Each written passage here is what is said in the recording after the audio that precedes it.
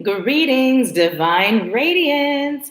How are you today? Welcome, welcome, welcome. Let's see. We are okay, good. We're live on both YouTube and Facebook.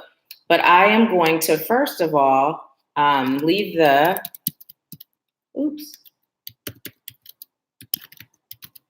I don't know how many people are going to join.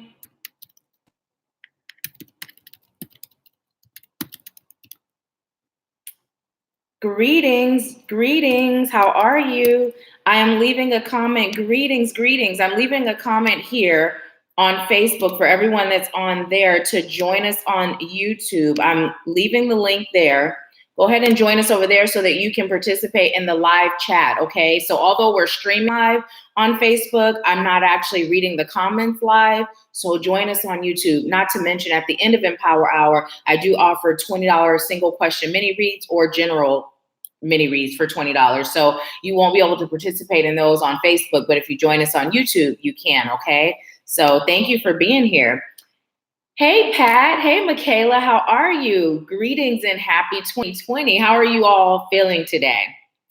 How are you feeling today? Hey, Tia Lynn. How are you? So yes, let me just back this up a little bit. We're just going to give a few more people an opportunity to roll on a little bit, but how are you all feeling?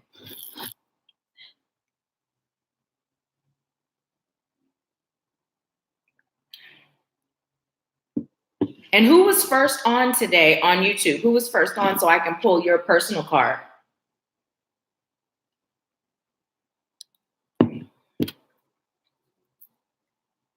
Thank you, thank you. Literally, I sent my 23-year-old, I sent him a picture of me in 2018, January 1st, 2018, and showed him where my hair was. And I believe it was like about right here, which this is kind of twisted up when she twisted it for me so it'll get crinkly and have more volume. She bended the hair.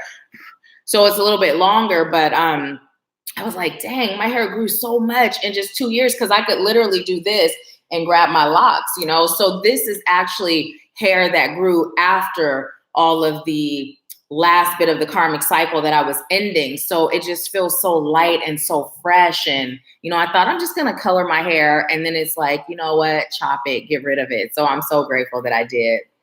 So, okay. So Michaela was first. Hi, Phyllis. Welcome. Welcome.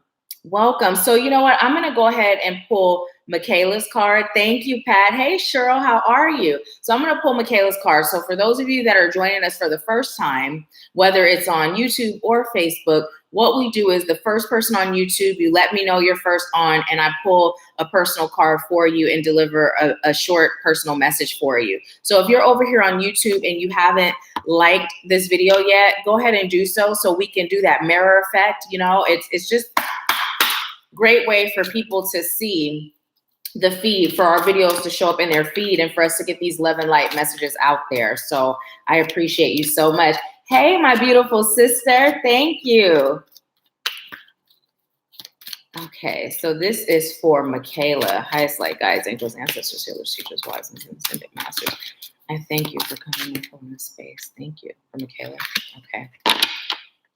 All tied up. All tied up.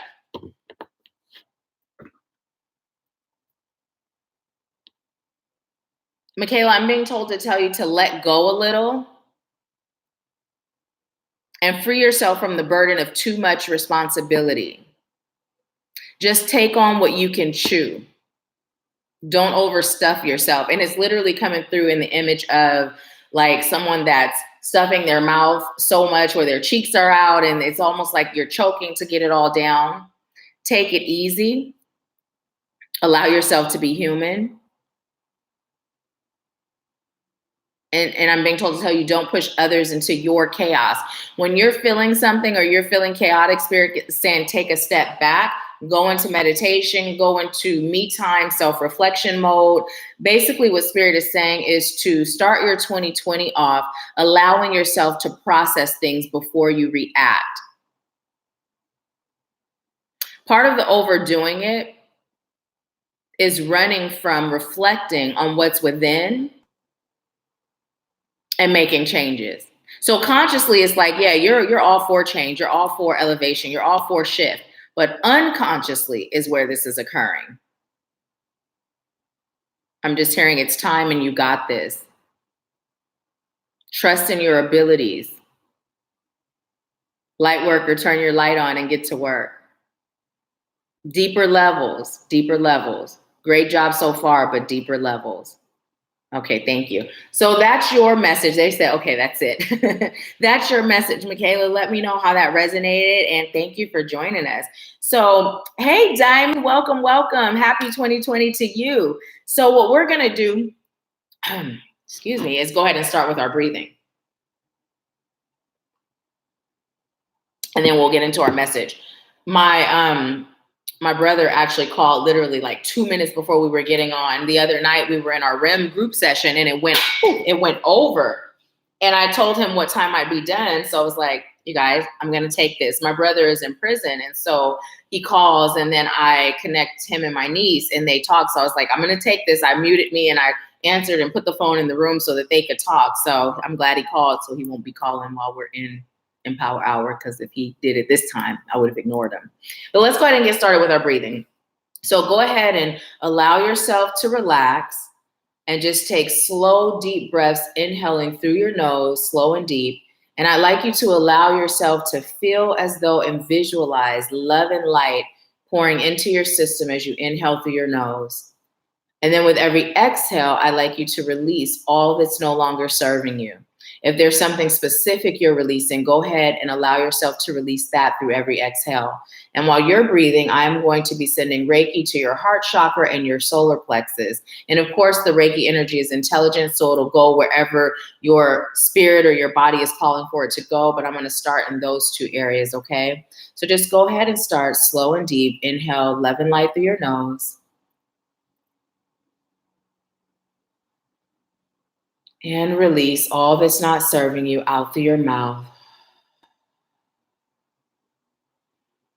And as you continue to breathe, I call on highest light guides, angels, ancestors, healers, teachers, wise ones, and ascended masters, helpful companions, all of highest light and love.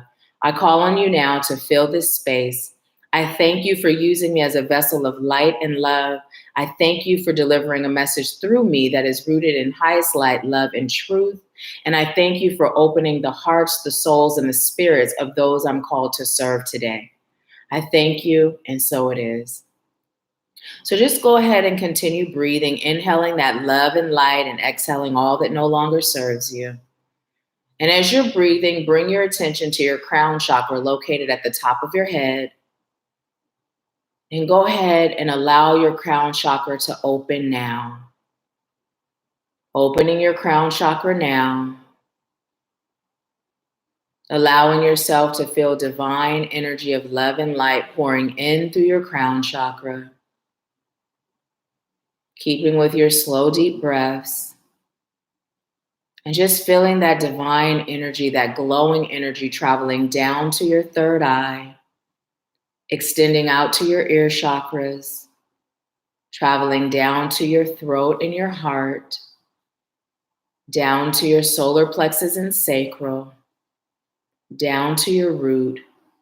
And just allow yourself to feel that warm, loving energy circulating through your entire cellular being as that energy travels down to your thighs and your knees, your calves and your ankles and your feet.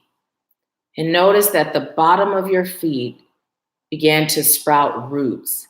And just feeling those roots push through the soles of your feet now, allowing those roots to go through the floor, all the way to the earth's core. Allow yourself to connect with the energy of Mother Earth, feeling her heartbeat.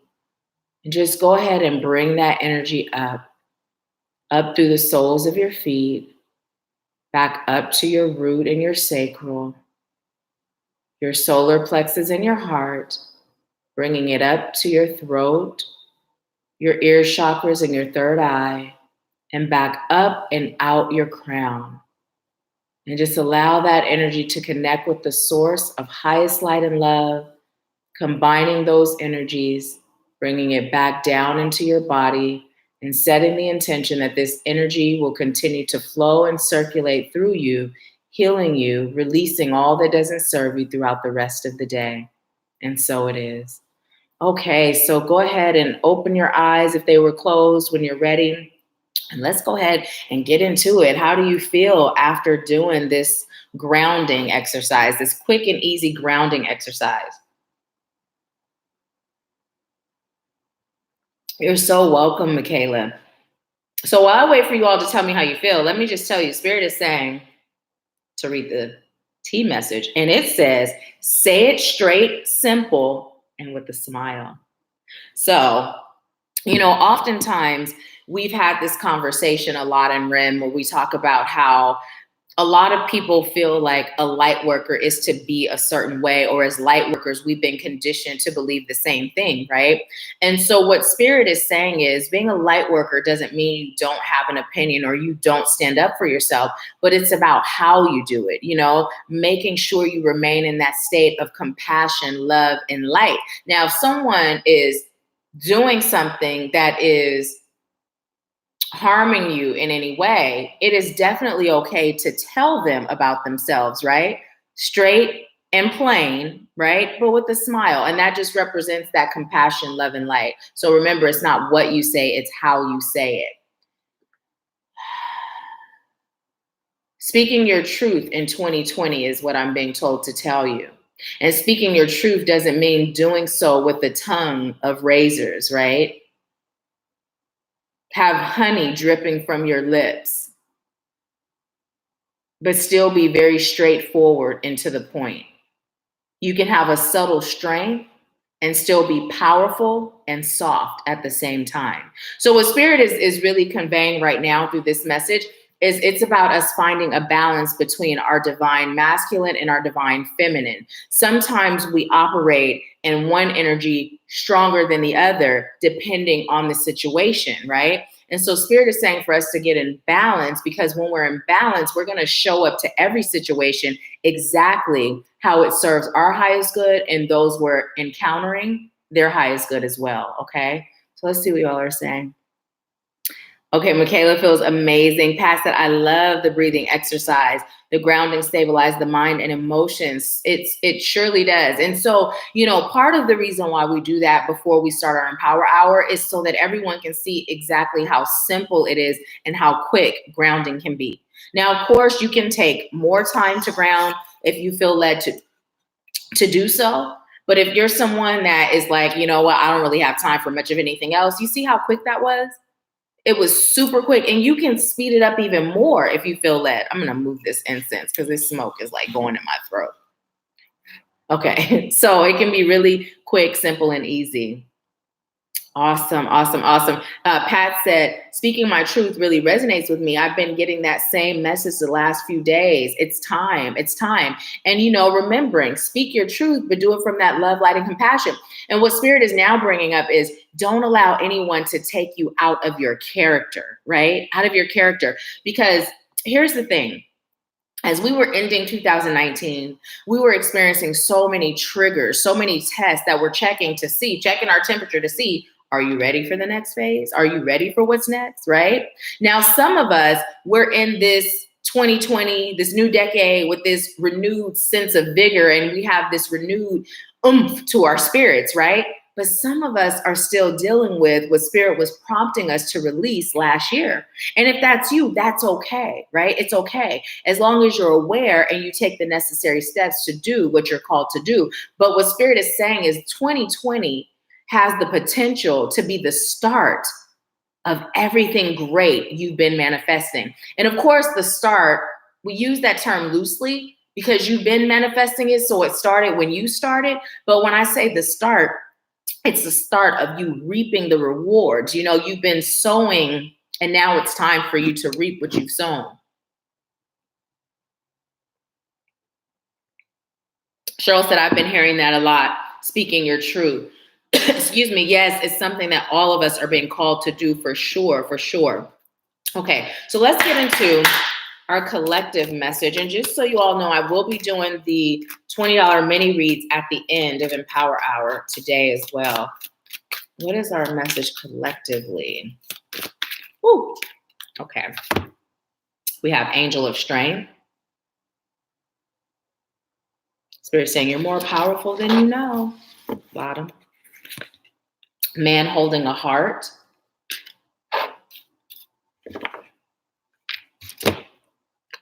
Envy. Which one? Okay.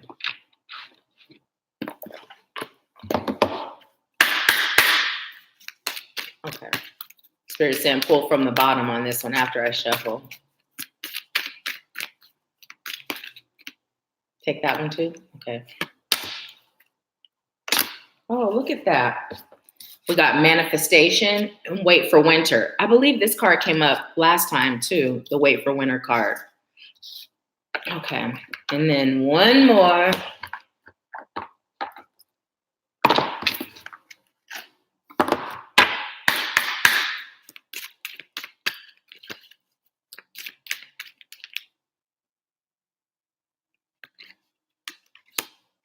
Aww. And we got message in a bottle. Message in a bottle. Okay. So let's get right into this. What is the message today, Spirit? Okay, I'm being told to start backwards. Okay, so message in the bottle. You're receiving messages in many different forms. Just like you don't expect to go to the beach or go to the ocean and find a bottle with a message in it for you. Spirit is saying some of your messages are coming through to you in ways that you would least expect it. But it's about you understanding that this whole existence is about you connecting with the divine. By connecting with the divine on a deeper level, you're going to start to connect to your own inner divinity, tap into your own inner wisdom. So what Spirit is telling you to do is have your eyes, your ears, your emotions, your feelings, your psyche, and your knowing, have them all open to receive. The slightest things. You may look in the sky and see a cloud that has a certain shape. And whatever that shape is, Google, what does it mean to dream of, or what does such and such represent, right? You're also being told to pay close attention to your dreams. Write down what you've dreamt of. Also, I'm being told to tell you, don't be afraid to interpret your dreams or the dreams of others. So that's coming through for some of you that are embarking on accessing your gift and you've done some inner work, some healing, and your psychic gifts are starting to come through, but you may be a little hesitant to deliver messages when Spirit tells you to. Spirit is saying release that hesitancy, because now you're being called to move into your purpose, right? It doesn't even have to be just people that you know are a part of the spiritual community. And Diamond, I'm gonna go ahead and call you out because I'm hearing your name specifically. But this is not just for Diamond. This is for us as a collective. But Spirit said Diamond and kept saying Diamond. So I'm like, okay, I'm gonna call her out. But literally, if you receive a message, it could be Joe Schmo up the street. Spirit is saying, deliver it. You don't have to understand it. You don't have to know why you're receiving it or how they're going to take it. If Spirit is saying deliver it, they may come across as shocked or stunned at first, but it's going to serve them and they'll process it later if they don't do it in the now. Now, also we have wait for winter. Now I'm hearing next winter. Some of you may be contemplating leaving a job. Some of you may be contemplating leaving a relationship. Some of you may be contemplating a major change in your life that requires preparation, right? You know, a lot of things we can shift and change simply by saying, you know what, I'm choosing to shift it, I'm changing it. But the reality of it is there are some things that requires preparation. And Spirit is saying, if that's the case, right, for you to wait till winter, next winter. Now, what I'm being told to tell you, for some of you, you may be in volatile situations that doesn't apply to you. Whether you're in a job where, hey, no, Ganesh. Now he doesn't go in my room because my ancestor altar's in there, a bunch of crystals, so much for him to mess with. And I usually close my door, but it was cracked. I heard him opening it. So he may attempt again, you guys, so bear with me because every time he attempts, I'm going to tell him no.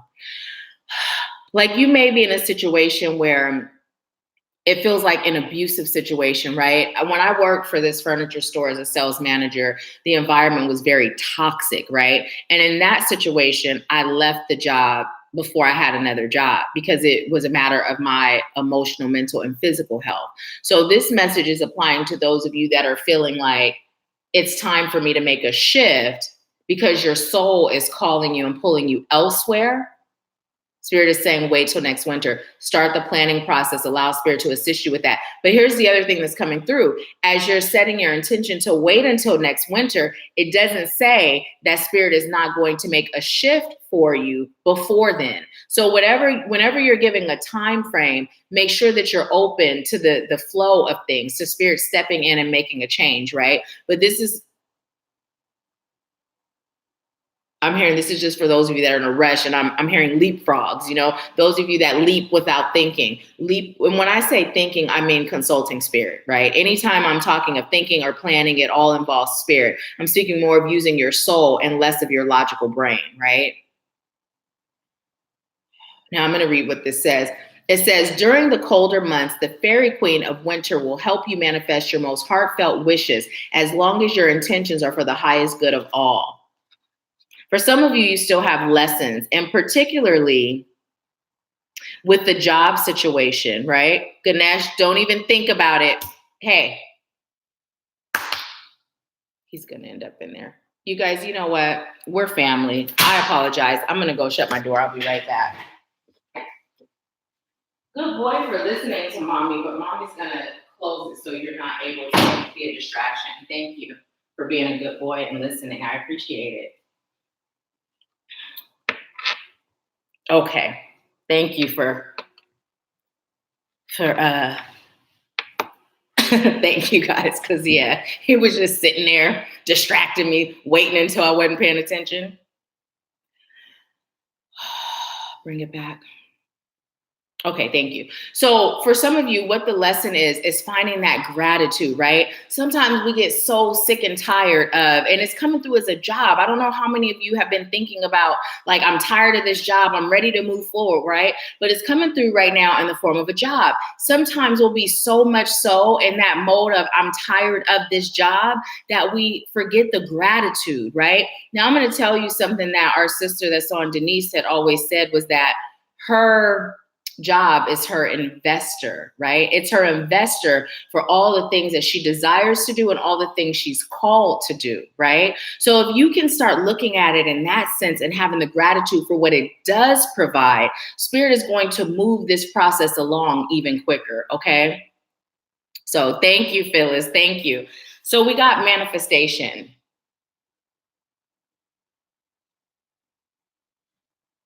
You're in a period where your words are powerful, your visions are powerful. Like you see this fairy holding the magic wand, literally abracadabra. As you speak, things are manifesting so much quicker. So you all know I made this major transition, right?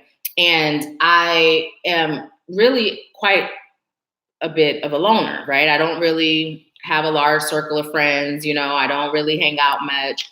And I was in bed and I was like, you know what? It's time for me to make some friends, right? It's time for me to have, and some friends could be one, where when I feel like doing something with a girlfriend, I can.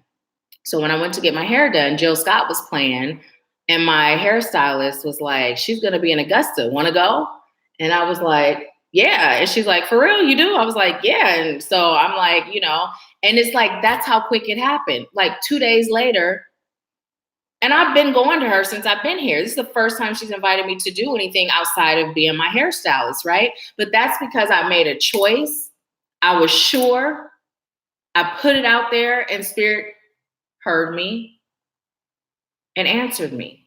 So that's how our manifestation is happening right now, right? Make a choice, be clear, make a decision, right? And when it's something that's heavier, Spirit is saying, do so without fear. Do so without fear. I'm hearing the song, How Much Is That Doggy in the Window playing? Why is that playing? Tia Lynn said, oh my gosh, Nahkila, I had the same feeling and I manifested a friend here at where I'm living. See, it's happening. Cheryl said, abracadabra, exactly, abracadabra, and so it is. So abracadabra, basically growing up, we heard, we saw magic tricks and they say abracadabra, but what that is basically, I manifest as I speak. As I speak, I manifest, right?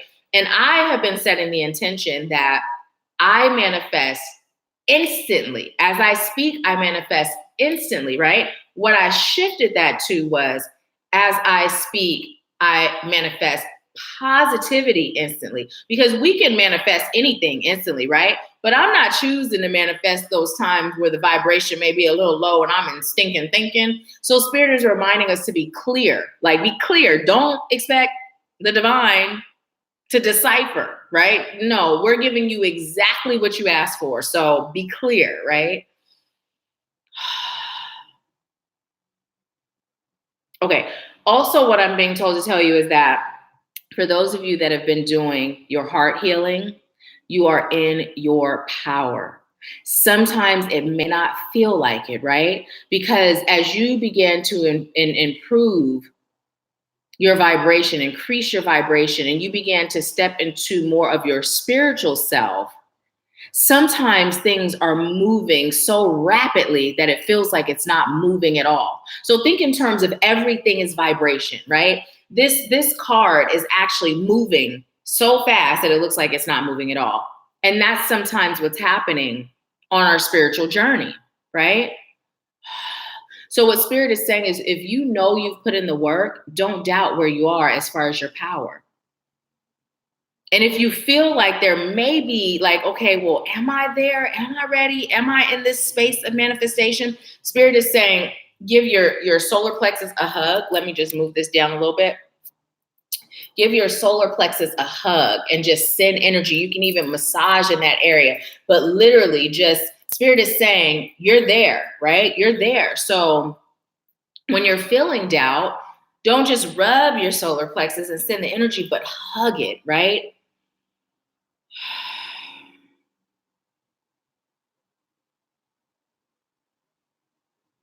Okay, so what I was just told to tell you, and it took me a moment to receive what this meant, right? Because it sounded a little strange. Okay, stop stepping on other people's dreams. And then I heard, don't step on other people's dreams. So what Spirit said that means is, you know how sometimes a person will come to you with something, right? And because you're connected a little deeper, you may feel like, it's not going to work. Don't waste your time, right? Spirit is saying, don't do that. Allow people to experience their journey the way their soul is calling for them to experience it. Now, if Spirit tells you to say something, by all means do it, right? But what Spirit is telling us to learn how to do is, although we have all of this information and we now have these newfound gifts, right? Some of you may be like, what gifts? What gifts? Well, they're coming if they haven't come. Keep doing the work. They're coming. Spirit is saying it's not always for us to be a blabbermouth about what we know. Sometimes it's just a matter of being still and being quiet, right?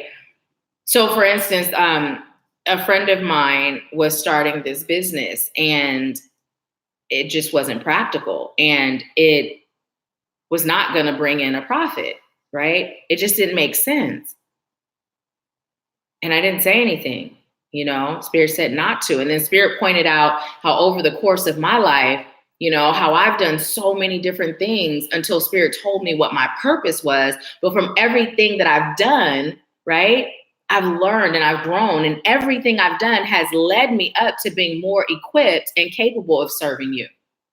So who am I to stop that person from experiencing all of that growth and development, right? Now, initially, it was me feeling like, let me save them, like they're doing it to make some money because they're strapped. But It's not. It's just a waste of money. But really, there's no such thing when you're learning lessons, right? So that's what Spirit is telling us. Let me see what y'all are saying. Pat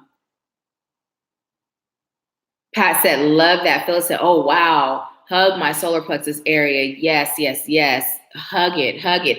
And Phyllis, you with that yellow, like that yellow, it just brightens up our chat, right? You're definitely connected to your solar plexus. And what I'm being told to tell you is that giving your solar plexus a little extra, right? A little extra, because although we all serve from our solar plexus,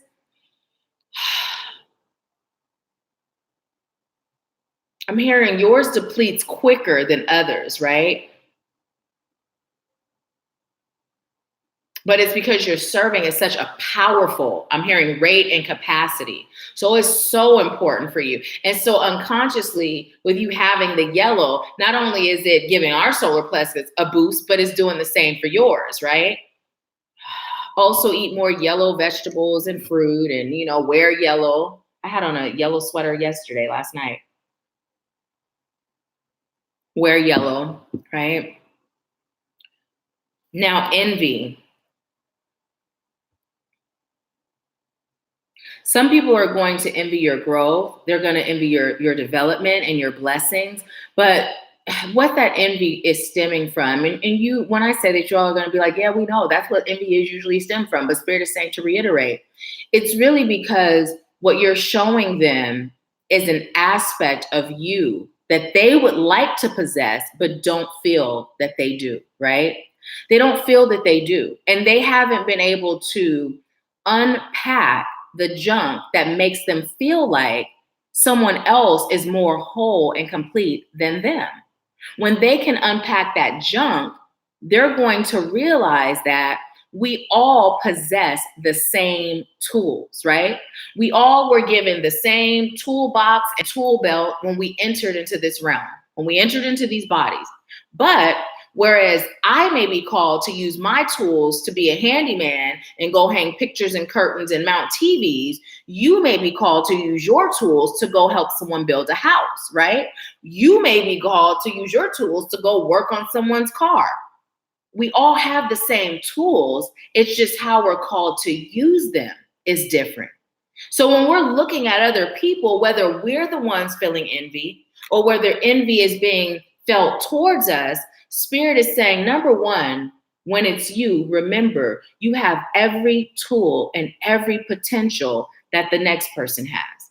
It's just, what are you doing with it, right? What are you doing with it? And when it's someone else, remember, that's just an unhealed part of them. That's really their inner child saying, I'm not good enough, right? So it's not your job to make them feel good enough unless Spirit says work with them, help them feel good enough, right? Show them how to feel good enough. But what Spirit is saying is that love and compassion, here it comes again, right? Not getting angry. You remember when haters was all the rage, everybody had haters, right? Nobody could stand the haters. And Spirit is saying, let's release I can't stand the haters, right? And let's love them through it. Sometimes it's from a distance, but still, let's love them through it, right? I share with you all how I had been experiencing something with someone I was called to let go of my team, totally Spirit-led. Spirit said it's time for them to branch out on their own, right? And they didn't take too kindly to that. And I have an email list, and they received an email, and their response was so nasty, right? When all they simply had to do was unsubscribe. And so I literally sent love and light. I was like, wow. I felt sorry that for them that they were still in this energy, right? Because I've disconnected. So I'm thinking it's all good. The energy's good, And so what I did, because feeling that hate, right? You feel it energetically. Here's another thing we talk about as being empaths. Sometimes what will happen is we will be taking on the energy of others and thinking it's our own. So oftentimes too, you may feel this envy, right? Coming your way. And all of a sudden you start to feel anxious. You start to feel some kind of way inside your energetic system. And you thinking, what's going on with me? When you're feeling that, breathe it out, right? Breathe it out. So what I was doing at first was I'm breathing out the hate, right? And then what Spirit said, no, breathe in the love and light, right? Breathe in the love and light. breathe in the love and light. So I started to do that and exhale all else, right? And then next thing I know, I was back at my calm state, my peace state, right? So yeah, so Spirit is saying handle that way. So let's see what y'all are saying. Hey, Javi. Oh, and you guys, listen. So, I'm always telling you, like, follow this channel, subscribe to this channel. I'm so used to promoting Javi as one of the psychics on the team that I don't even click to say, hey, Javi's still on the team, but he also has his own channel where he does amazing, amazing, amazing inner child healing work on his channel. So if you haven't subscribed, please do. Please do. Javi's amazing. Amazing psychic, amazing medium, and an amazing soul. So, okay, now we have man holding a heart, man holding a heart. And as I tap in to receive this message, we have 15 people on with us right now on YouTube and 7 likes. So again, let's do that mirror effect. And if you haven't liked the video yet, go ahead and give the video a thumbs up, please, and thank you. Man holding a heart, what is this all about?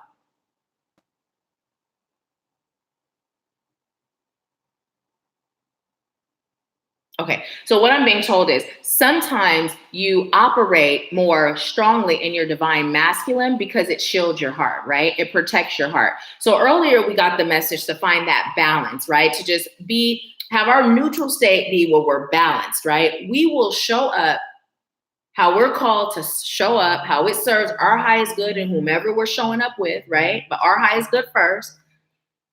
But what Spirit is saying is, it's okay to be vulnerable, right? It's okay to be vulnerable. You don't have to shield your heart anymore. Just set that intention, that abracadabra. Remember, we're here, we're manifesting, right? Set that intention that you are receiving divine love, right? Divine connections, divine opportunities, right?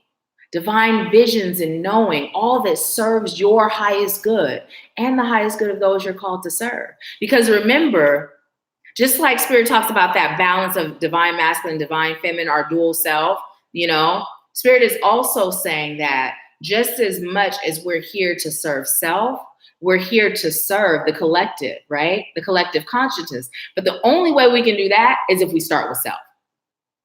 If we start with self, right? There's so many healers and teachers that haven't served self yet. They haven't served self first, right? And they can only show up for you and meet you where they've shown up and met themselves.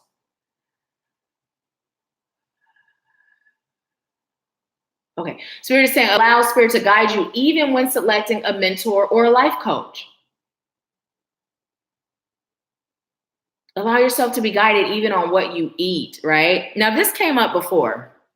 I've been talking to a few people about this and how my trainer, who's amazing at working me out, was giving me a meal plan. And I've learned what works for me and what doesn't. And restriction just doesn't work, right? If I'm restricting myself, I'm eating more of the things that doesn't serve me to eat. But when we can allow ourselves, one of my mentors, Michael Bennett, who has since passed away, but he used to say, one of the ways that people that are really thin stay that way, or thin, whatever is like a healthy weight, right? Is because they allow their gut, their body to guide them on what to eat, right? So literally, they're connecting with their inner divinity, even on what to eat. So Spirit is stressing this because this is how we stay healthy, mind, body, and soul, right? We don't overthink. As a matter of fact, we don't think through life, we feel through life, right? We feel through life. We've all heard, follow your first mind and you will not go wrong. Although it's your first mind, in reality, it's not even your mind. It's more of a feeling. It's more of that intuition, that inner knowing, right? Our mind steps in and now we're overthinking it. We're doubting, we're guessing, second guessing, and we're tripping ourselves up. Spirit said, you got this. And yes, you are all psychic. You are all psychic. I haven't been doing this forever. And those of you that have received readings from me know the accuracy, right? It's because I unpacked the junk, the trauma, And by unpacking all that, I'm now able to connect to my soul, to my higher self, to my higher consciousness, and to the divine. I'm no different than you. I'm no more chosen than you. Remember, we have the same tools. It's just what we're called to do with the tools that differs. So you too have the ability to be just as in tune and connected. But what are you holding on to that's blocking that connection? What are you holding on to for those of you that do feel connected but doubt the connection? It's time to let it go. It's time. Let's see what you all are saying. Hey, Mimi, Happy New Year. Hi, Angelina. Welcome. Angelina said, just discovered that last year, my stressors and negative energies I thought were mine were really someone else's, and I was taking it on. Energies are contagious. Exactly. Exactly. Now, before I get to what everybody else is saying, as we're talking about energies being contagious, let's talk about it. Spirit has told us to be well-rounded, and I'm going to turn this down. I had it on because a close friend of mine, my family, my sister is going through something, and I was leaving it on in case, it was the SOS. But yeah, so, and I know she's fine now, so I can turn it down. But here's the thing. When we talk about energies being contagious, right? Spirit said, well-rounded, oftentimes in certain religions we're taught, to be a good, whatever the religion calls you, you must not do this and not do that. And one of those things is sex, right? Well, Spirit tells you to be you, right? Be you. There's not restriction as long as you tap in and you get the okay and it serves your highest good. Now, here's the thing when it comes to sex. It's okay to be sexual. It's okay to have sex out of wedlock, if that's what you're called to do or feel like doing. But being mindful of your partner. Who are you having sex with? Who are you opening your soul up to? You're creating those soul ties, right? Not only are you creating soul ties, but you are taking on their traumas. You're piling their traumas on top of yours, right? So now you think about the sexual partners you've had in your lifetime, right? And you think about your own personal traumas plus all of their personal trauma. And if you haven't done cord cuttings, if you haven't done soul retrievals, if you haven't done trauma healing, you're not only carrying around your trauma, you're carrying around theirs. So Spirit is saying, keep in mind, especially as you're now embracing your light and awakening to who you are, you're even more susceptible because your sensitivity has elevated. So it's okay if you choose to have sex, but be mindful of your partner. Be mindful of where they are on their spiritual journey. It really makes a difference. It truly makes a difference. So Mimi said, good morning. Happy New Year's, everyone. Happy New Year. And Tia Lynn said, yep, heart healing every day. But I noticed that when it comes to love and friends, the wall comes back. I am choosing to release the walls around my heart. And so it is. And so it is. And you can even add, I am choosing to release the walls around my heart now. Abracadabra. And so it is. Phyllis said, yes. Cheryl said, Happy New Year, Mimi. Michaela said, Happy 2020, Mimi. And let's see, I call her Mimi, you guys. We grew up together, and that's what we always called her. But Sephra is her name. Pat said, this really resonates with me. I'm learning lately to consult Spirit about food choices and everything. Yes, everything. I've shared with you guys before how Spirit literally, there's been times, now it's not an everyday thing. I mean, usually I'll put on what's easy to put on. There's clothes, I don't iron everything. Like when I unpack, there's things that are wrinkled that's hanging up. I don't always feel like ironing, right? So I put on like this. This is like wrinkle free, right? But there are times where Spirit will even tell me what to wear. And you wonder, like, why is that even relevant? That's what the mind will wonder. I don't have to know why. I just know if Spirit tells me to do it, I'm doing it. There's a reason behind it, right? So literally Spirit guides me in everything. So it's definitely a good practice to start to begin, because you all know, those of you that have been on and we've been discussing this for a while, we know that when we made a choice before we entered this realm on what we were here to do, right? Spirit, our divine spirit team remembers that. Or when we said, you know what? I'm choosing, like Tia Lynn just said, I'm choosing to let down the walls around my heart. When you say that, Spirit is like, okay, this is what you're choosing. Now let's guide her to that. So that guidance may come in a form that feels foreign, unfamiliar, uncomfortable, and weird, just plain irrelevant, but it's not, right? It's not. So keep that in mind. And then on top of that, while you're being assisted, right? Or while you're being aided in what you're manifesting, you're also being tested, right? You're being tested too. So sometimes it may just seem really weird and off the wall, but go with it anyway. Go with it anyway. Let's see.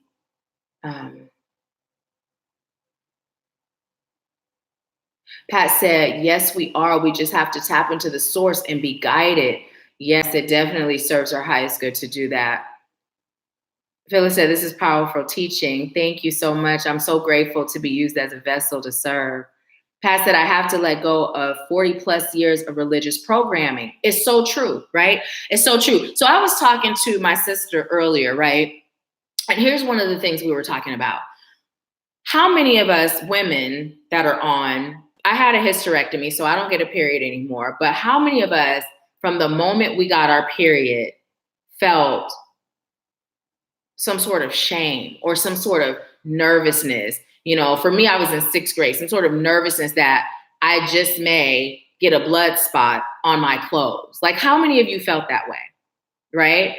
I'm really curious to know if you felt that way. Like, leave it in the chat if you're comfortable and let me know. And even as women, how many of us still feel some sort of like, I'm on my period and worry, or like, what if I bleed on myself and everybody sees? Like, how many of us as women still have that about our periods, right?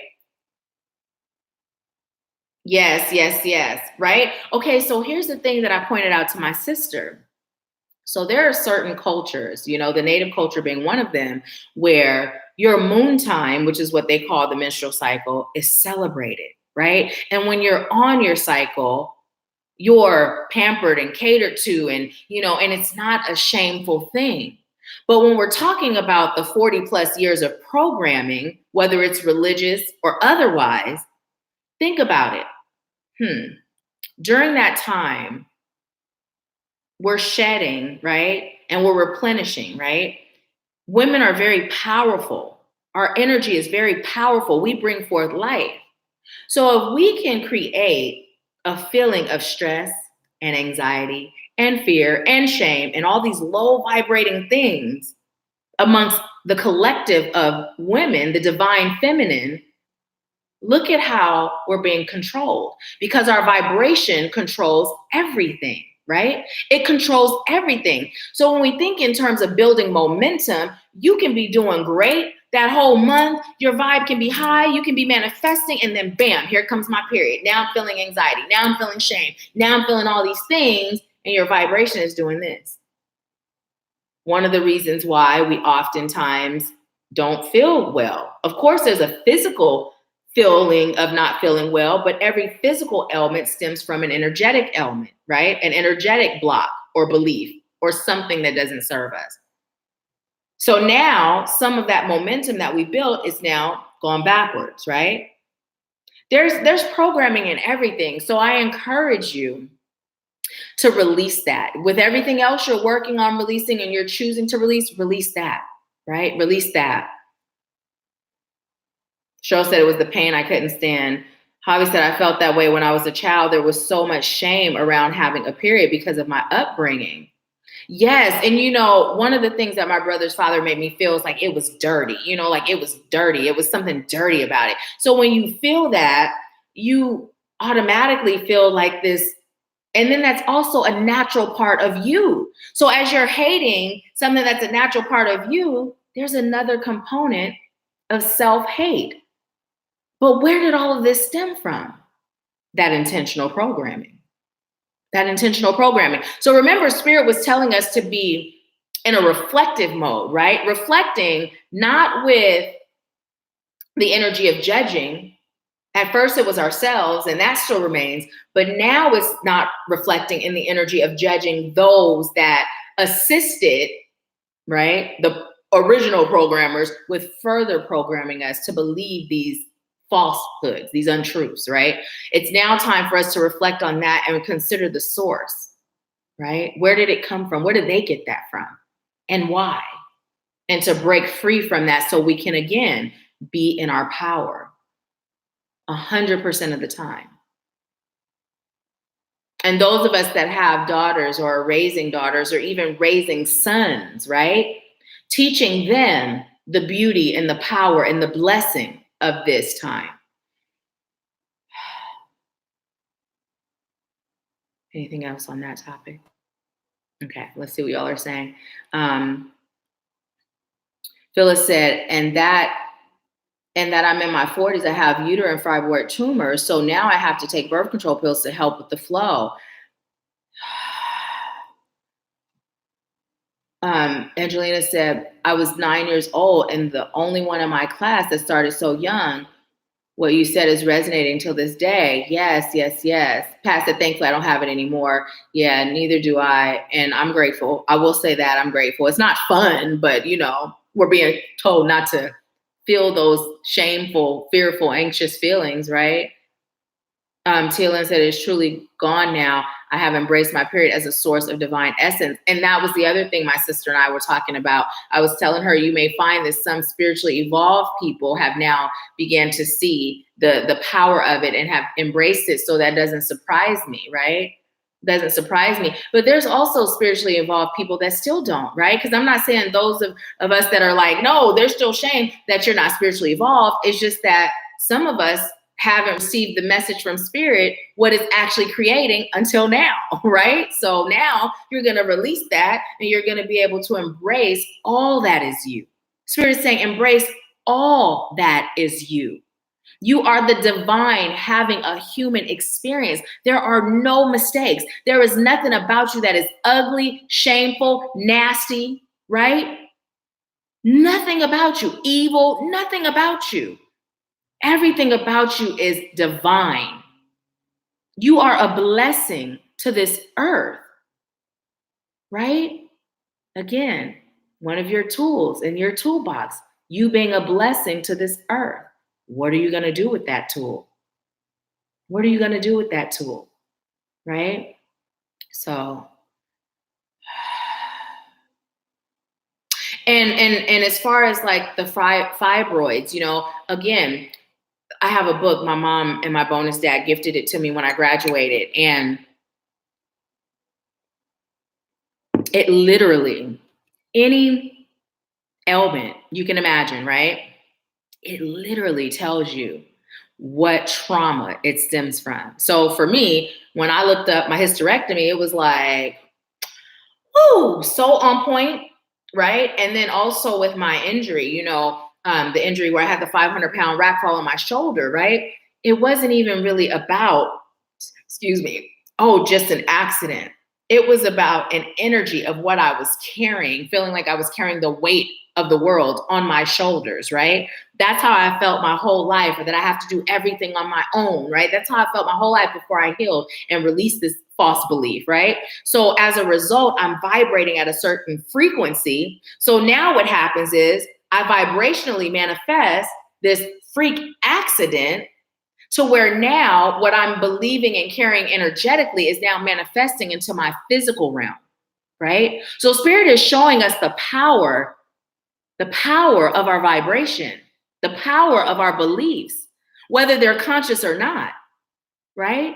So there's a lot of things we've experienced in this physical form by way of pains, ailments, and we're thinking, oh, it's just a part of aging, or, oh, it's just a part of being human. And yeah, it is a part of being human, but it is created by us,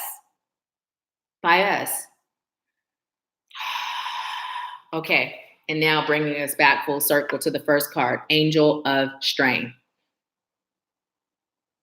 Her my paternal grandmother always does that, and for whatever reason, I'm hearing that.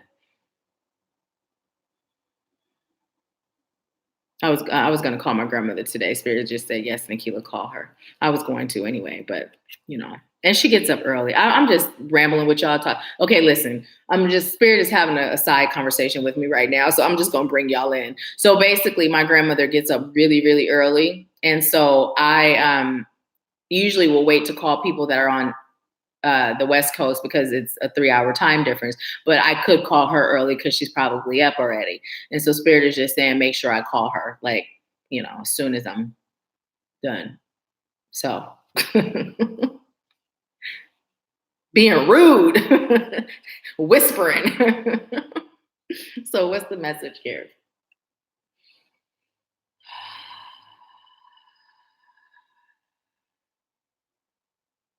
Okay. So what I'm hearing is part of your divinity is strength, right? So another tool in your toolbox, right? Think in terms of that sledgehammer, right? That sledgehammer and just how powerful it is for knocking things down. Well, you have one of those in your toolbox. And Spirit is saying it's time to take it out and it's time to use it. It's time to knock down all the walls and the barriers that keep you from knowing exactly who you are, right? Not just speaking it like, oh, I know I'm the shiznai. I know I'm the bomb.com. Not just saying it, but knowing it through and through, right? Not saying in comparison to, but knowing through and through without comparing, whether it's on the, conceited end or the self-loathing end, but just knowing, just solid in who you are, firmly planted. I am the divine having a human experience. Tell yourself that every single day, every day. I am the divine having a human experience. And then ask yourself, what does the divine mean to you? What does the divine encompass? Understand the statement that you're speaking. It's time to shift, not a little, but all the way. All the way. Your soul is calling for you to shift now, releasing that fear, allowing yourself to be held and embraced by the loving arms I'm hearing of the divine and of your divine spirit team and the physical beings that Spirit has placed on this earth, this planet, in this realm to love you, assist you, help you, right? Guide you even. You don't have to do it alone. In fact, you're not meant to do it alone. Just like you have a spirit team, there's not just one guide that talks to me, right? There's not just one guide that I've seen. There's a whole army. So if in spirit realm, our divine spirit team doesn't do it solo dolo, why would we be expected to? That's that ego, right? That's that fear of rejection, right? That's that people let me down, so I've got to do it on my own. If I like for it to be done right, I've got to do it. That used to be me, right? That used to be me when I was working. I had to learn to delegate, right? Because I was like, let me just do it, right? There was 2 sales managers, but I'm going to do it because my name is on this, right? I got over that quick. Spirit is saying, get over it quick. Okay, I'm going to see what you're saying. I feel like I missed something earlier in the message. So I'm going to go up and read some more. Denise said, yes, I did. And I do. Phyllis said I was 10. Let's see. I knew I missed some stuff.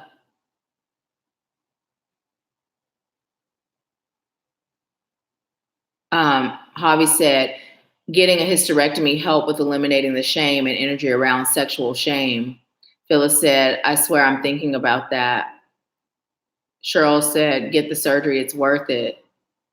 Phyllis said, I'm just tired of the pain. Miss Moss said, I just had to talk with my 10-year-old granddaughter. She was ashamed, but now she's more comfortable and knows it's a gift. So beautiful. And welcome. I believe this is your first time on, so thank you so much for joining us. Angelina said, I don't necessarily feel shame, although I'm just more cautious about not leaking. I just don't want to ruin my clothes. And see, for me, my periods were always really heavy, they were really, really heavy, like abnormally heavy. So sometimes it would just be like out of nowhere, it would happen, right? So there was also that social anxiety associated with it, because unless I absolutely had to, I would stay at home, I'd stay at home. So yeah, it's something that when we can start reprogramming ourselves and the next generation, right, and make that become the norm, it's really going to make a difference with not just us individually, but with the collective, right? Everything is about the collective. It starts with us, but the ultimate is the collective, because we are one. So that saying, I can only rise as high as my sister, or I can only rise as high as the weakest link, right? I can only rise as high as my brother. That's what it's referring to. It's like, yes, I can create heaven on earth within my own bubble, right? But I'm not only living within my own bubble. I do step out into everyone else's field of energy as well. And so if that energy is chaotic and all these low vibrating things, it's going to require me to do extra work to make sure I stay balanced. But we're like magnets and sponges, and we will collect some of that, right? So shifting the collective is what we're being called to do. Cheryl said, I had that long talk with God about how much I didn't like periods. And how did that go? What was the conclusion? Tia Lynn said, there is also something interesting for me about sex during menstruation. Sex magic manifestation is lit. And for me, it amplifies my magic. Definitely. I keep telling my twin, like, let's practice self magic or sex magic. And then Quita was like, don't word it like that. Quita and I were always talking, and we're bouncing off of each other and, serving one another. And so she's like, don't word it like that, because we're on different places of our journey. Although, the open is there and the not judging is there, and the word curiosity is coming through, but it's a little stronger is there, right? And so, yeah, but I also practice it by myself, right? So for those of you that are not active, you can practice sex magic by yourself. And the way you do so is, whether you're in the act of sex or whether you're by yourself, you direct that energy, just bring in all that energy. And if it's with someone else, you're focusing, both of you are focusing on that same intent. Now, sex magic is most powerful when it's with someone you love. Like just casual sex, it can help, because that feeling, right? If the sex is good, that feeling of good is what helps to boost the vibration. Anytime you're feeling really, really good, your vibration is boosted and your manifestation power goes up, right? Right? So you're focusing on a common intent. And when you reach climax, you can say it out loud. You can declare it out loud. You can be thinking about it in your mind while you're in the act, right? But you can do the exact same thing when you're by yourself. So it doesn't always have to be with the partner, but it is a very powerful manifestation tool and technique. Okay, let's see.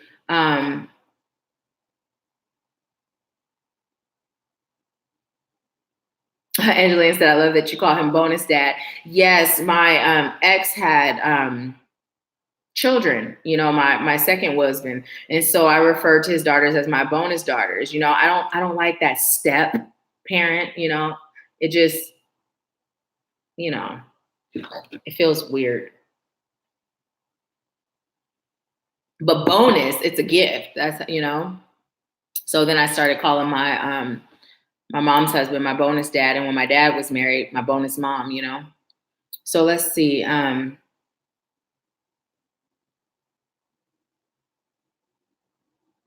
Okay. Pat said, our divine feminine energy has been suppressed for so long. We are now learning about the power we hold. Yes, and I'm glad you brought that up. This is why some of us are so imbalanced, and what does Spirit say? We're acting so much in our divine masculine. So now let's break it down another layer, okay? When we're operating in our divine masculine, we become that, I don't need a man. And of course, we don't need anything, right? Because need is lack. But that belief system, let's take out the verbiage and let's talk about what this really means, right?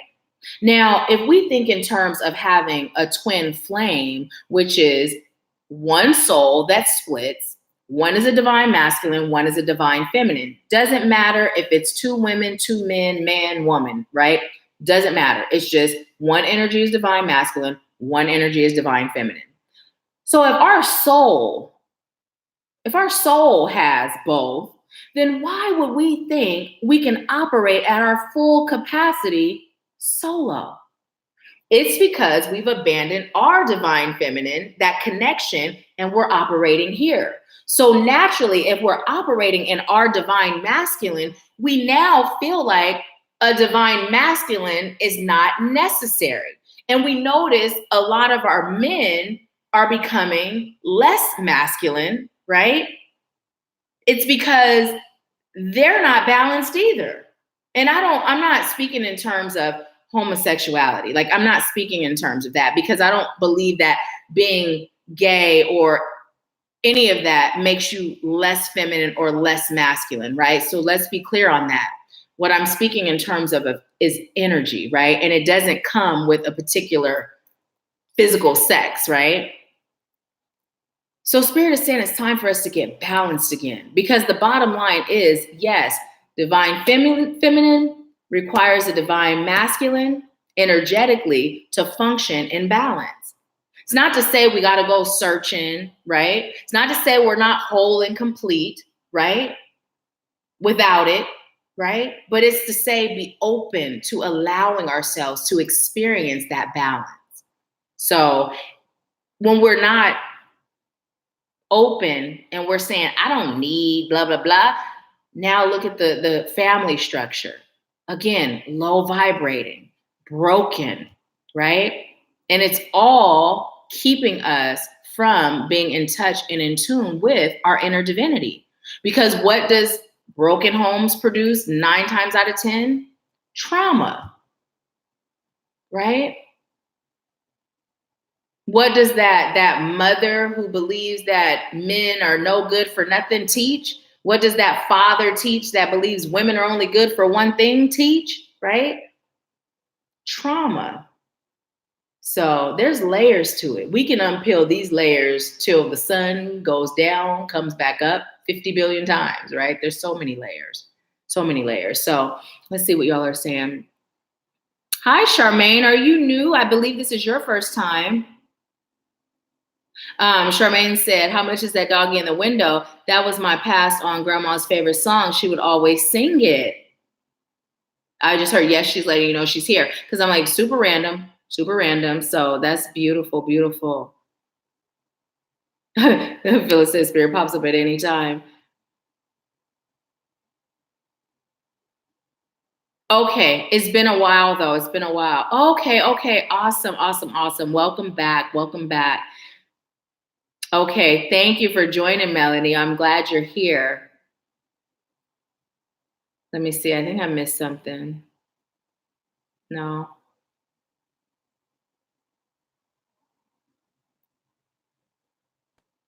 Angelina said, I was asked not to come back to Hindu temple. I used to attend because I asked the pundit, is that how I said, or is it Pudit? Why I am not allowed to go to the temple when God is the one who created my body to have periods. How am I considered dirty when he created this? Yes, it's like,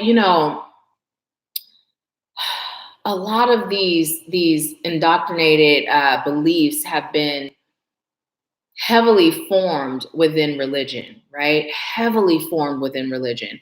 And I'm not knocking religion, and I'm not saying there's not truths and lessons and blessings in religion. But what I'm saying is religion is man-made. Spirituality is of the divine, right? Spirituality is of the divine. So this is why it's so important, because what you said is so true. This is why it's so important that we unpack and get rid of that trauma so that we can be divinely guided. So, I stopped going to church years ago, right? Years ago. I disconnected from any form of religion years ago. But when I went to visit my dad, now usually when I go to my grandmother's too, I go to church with her because it's something that makes her happy. And I'm happy to spend time with her and happy to make her happy. My dad. Dad goes to church. I go to my dad's church. And I was like, okay, Spirit, come through, right? It was one of those churches where the lights look more like a concert, and they have the screen, and it was pretty modern, and but the message, right? The message. I left there inspired, and from that, I was able to actually create. I don't even know what video it was, but I was inspired through a message, and I was led to do a video, right? And I'm like, okay, I can go to a church like that, right? Because here's the thing. You can find inspiration, and you can find God, you can find the divine in every experience. And so when you're connected to the divine on your own, it's not open to the interpretation of another person. Spirit is going to interpret the words for you so that you understand it from a place that's rooted in truth and from a place that serves you, right? So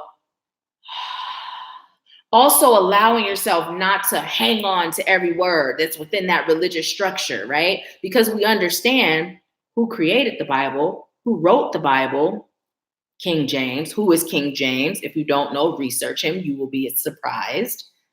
It's like the telephone game. This is what I was having a conversation about recently. It's like the telephone game.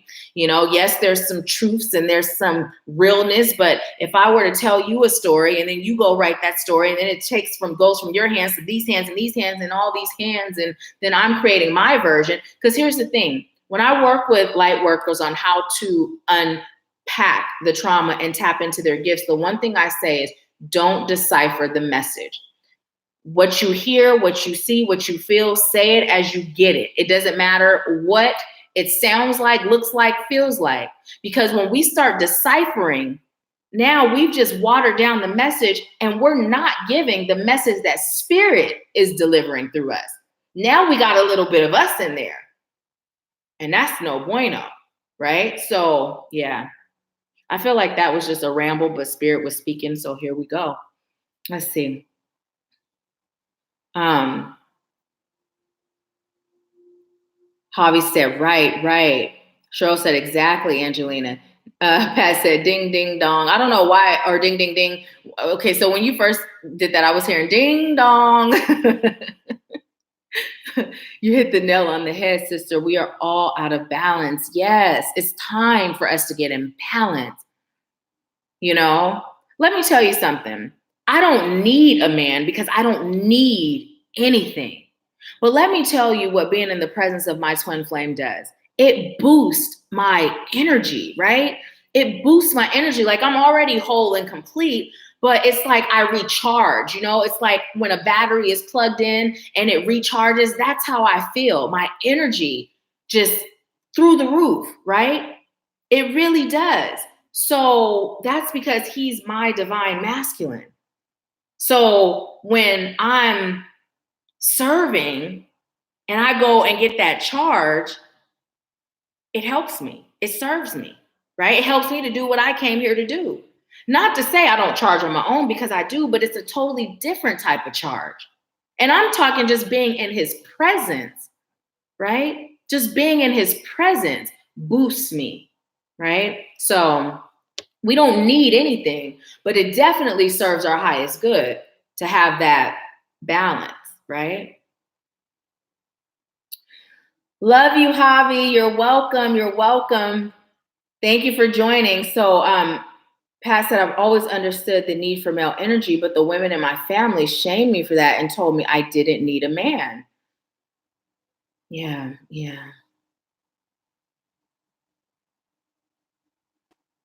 Oh, thank you, Javi. Javi said, also, please be sure to click the like button. There are 17 people on. So yeah, Lynn said, yes, y'all, let's have a mirror effect, like the video so other folks hear the message. Thank you all so much, so much. Well, we have actually gotten to our hour. We're actually beyond. And let me tell you, Spirit has been 244. Look that message up also. Thank you all. We're at our mirror effect. We have 15 on with 15 likes. Thank you so much. What is it? 244. Spirit is saying Google 244 angel number. There's a message there for everyone. But there was something else.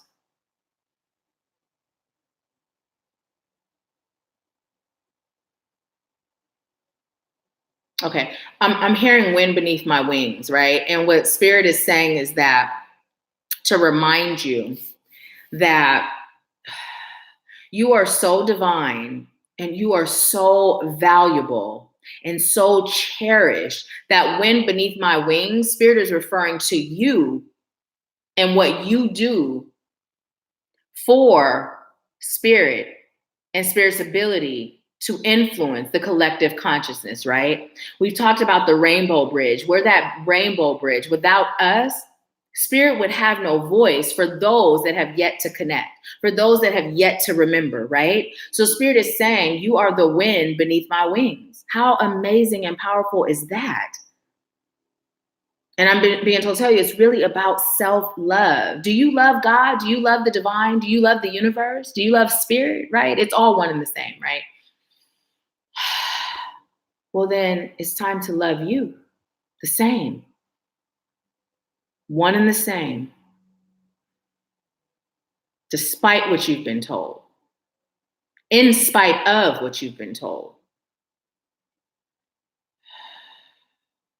And now I'm hearing solid, solid as a rock. Back to this, right? You're strong, powerful.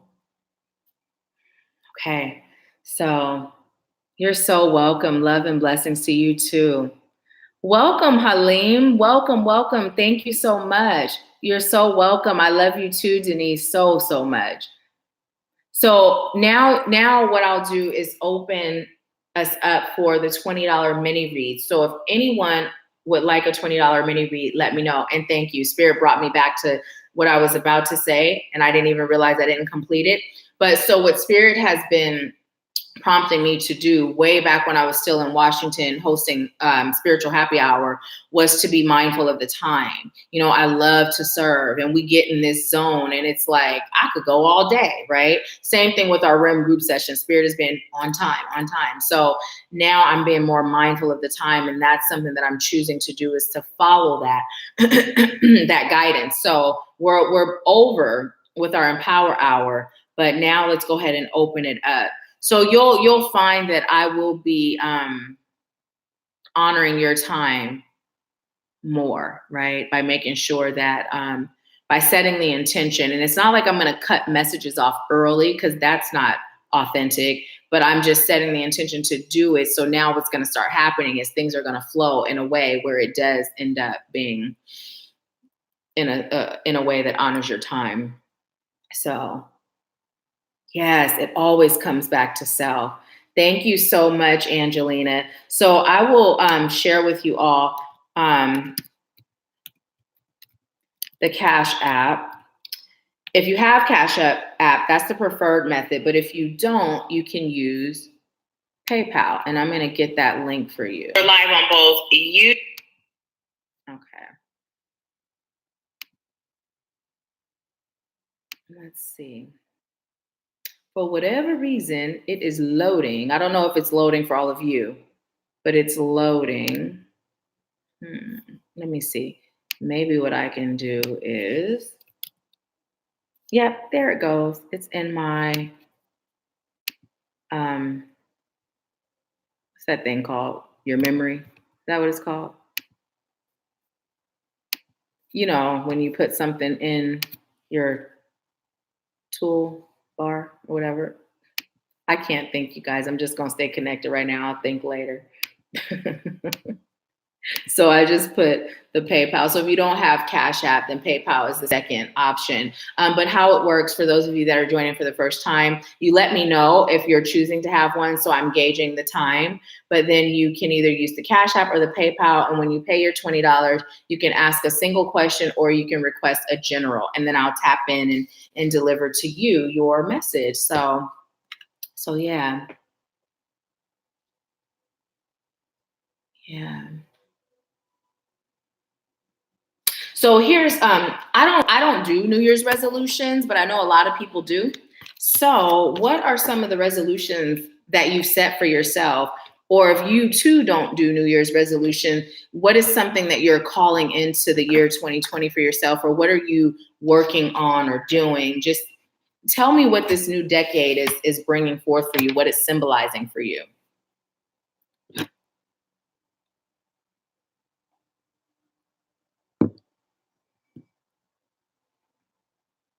This tea is so good. So good. Standing tall in my power. Yes, I love that. Standing tall in your power. You know, I just had a visual because we can be in our power kind of quiet and slumped and like, okay, I'm kind of in my power. I'm there a little bit, right? I'm there, but tall in your power. And we were just talking about that, Tia Lynn. Remember talking about sitting up straight, stretching our spine, letting that energy flow, right? So beautiful, amazing.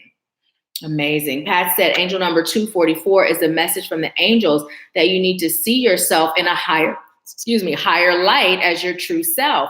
And your angels are helping to boost your self-esteem and self-belief. We can't make this stuff up. Thank you, Pat, for sharing that with us here. I'm so grateful because it's so important that it actually came through on the live for everyone who watches the live or the recording to receive. Because that's what Spirit's been saying the whole time. So thank you. So Angelina, do you have a specific question? And thank you so much. Do you have a specific question or would you like a general message? Okay. Okay.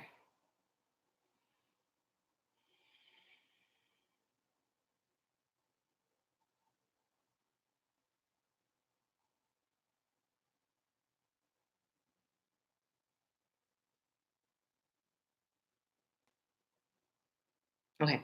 I'm hearing you will have a family, but adoption is the perfect method for you to start.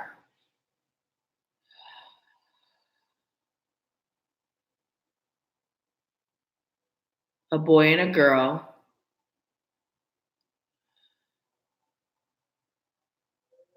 Actually, two boys and two girls if you choose. You are going to create so much love and joy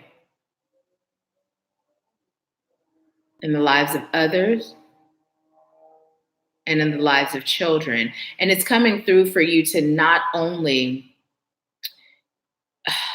serve the children that are going to be your children, but to begin serving children in general.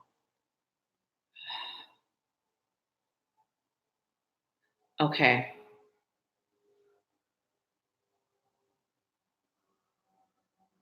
Okay.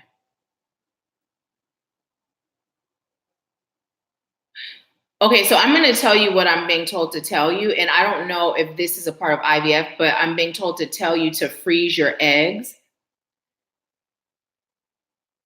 Also, a surrogate could be an option in the future.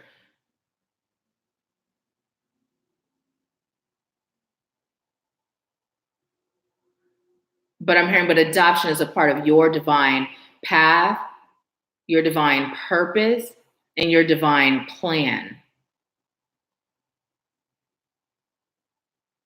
Because you definitely have the capacity to love, and it doesn't have to be from your own blood.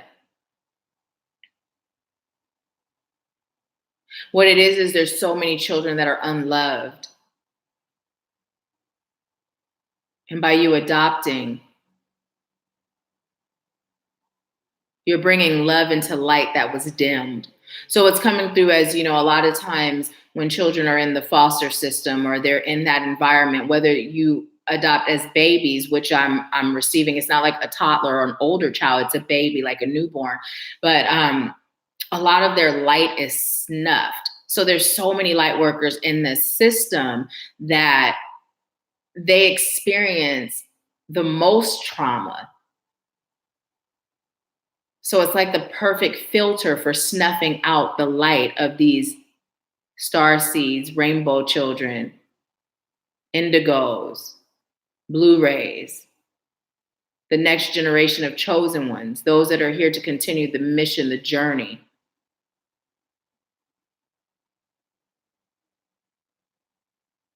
I'm being told you can move forward with IVF. It's not to say it won't happen because you can manifest anything but it is in your divine, I'm hearing both path and plan.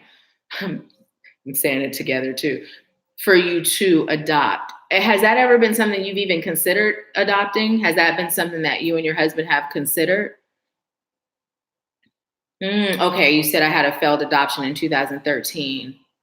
It broke me. Okay.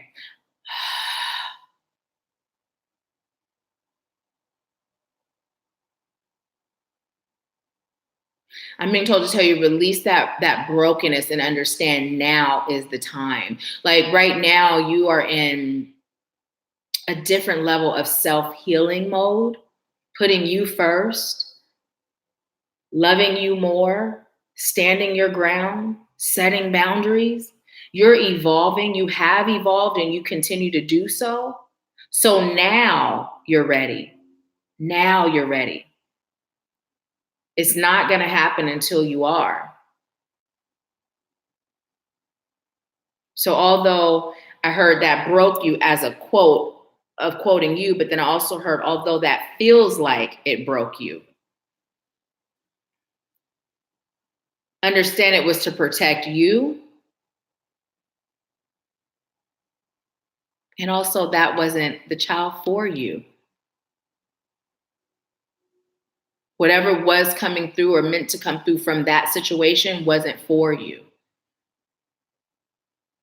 Rainbow children. You're here to raise rainbow children.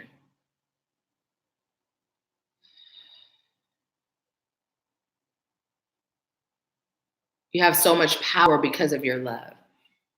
And spirit knows, and I'm saying this as it's coming from me, but it's coming into me, and this is just how it's coming out.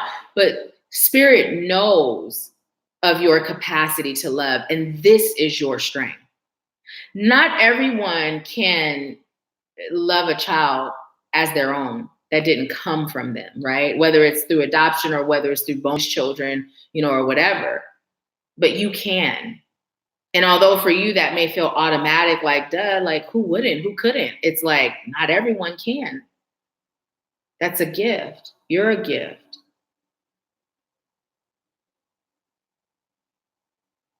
So your family desires, I'm hearing, will come true, will come to pass. Put in some energy work, intentional energy. Be clear on what you're choosing. You and your husband can practice sex magic together, manifesting this. And also heal your heart. I'm feeling heart chakra stuff. And then I'm feeling stuff in the back of my neck. What is that neck thing? What's that all about? I'm hearing you carry, well, what I heard is she carried a papoose in her past, a past life. You lost a child in a past life. And you've got to release that pain. Because you're manifesting more painful experiences centered around children, building a family. And even until you're ready to get to work together, like I'm being told to tell you this, but I'm also speaking it too. Start doing the healing on your own. Like that particular healing, releasing it energetically. When I say that, allow yourself to feel, think about losing a child, right? Feel where you feel that in your body and then connect with that feeling, that space in your body through your breath and breathe it out. Call on your angels and your guides to assist with that healing. That's also going to help you to manifest this family. And also calling the fragmented pieces of your soul home. So there's parts of your soul that's left in that past life experience, every dimension, every life, every galaxy, every time, every space. Call yourself by name, come back. This is where you belong. You're whole and complete. I love you. Come back. It is okay. You are worthy to be a mother. Tell yourself that too. And this isn't your self today that you're telling this to. This is that past life self that's, part of that version of you is trapped in your DNA, your cellular memory, right?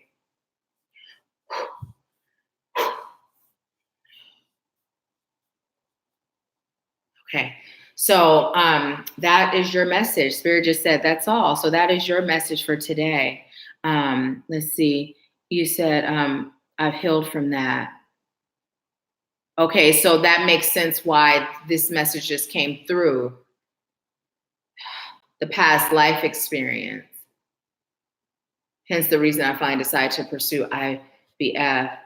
I had 2 miscarriages in 2017. Your mother is witness to the love I give children who are not mine biologically.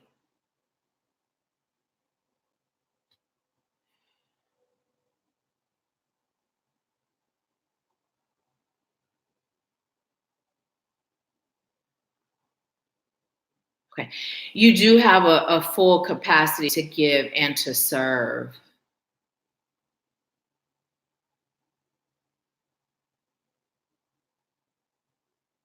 And although you're being called to, if adoption is where you decide to go, because you have free will, right? With babies, but you're also being called to serve teenage girls too.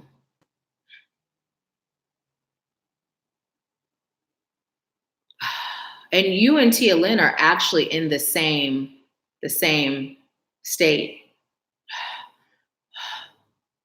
And Tia Lynn, you've been called to serve children too, as you comment and and reiterate you are worthy of being a mother, hon. There's a connection there, so maybe consider making that connection is what I'm being told to tell both of you. Huh.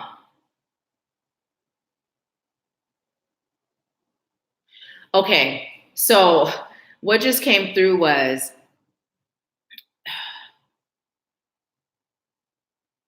there's a layer of healing there for both of you. That connection, if you choose to make it. But also, Tia Lynn,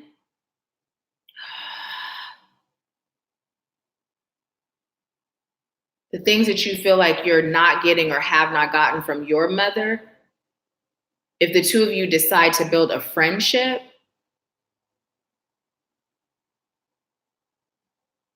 it will fill that void in a way that's in addition to the way the void has been filled through your healing. But it will be a give and take, right? It won't just be one-sided. And Shamika said, I just wanted to share, I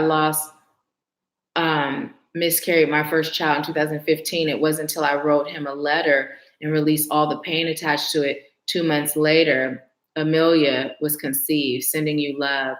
So yes, with you feeling like you've healed from your experience here, right, in this life, definitely write that letter. Definitely write that letter to the child from the past life. And you're saying you've healed from the adoption thing, right? So yeah, past life, the adoption not coming through, right? So what Spirit is saying, past life and this life, writing that letter. Thank you for that, Shamika. That was really, really powerful advice. And also thank you for helping to grow our community. I noticed this morning. Okay. So yeah.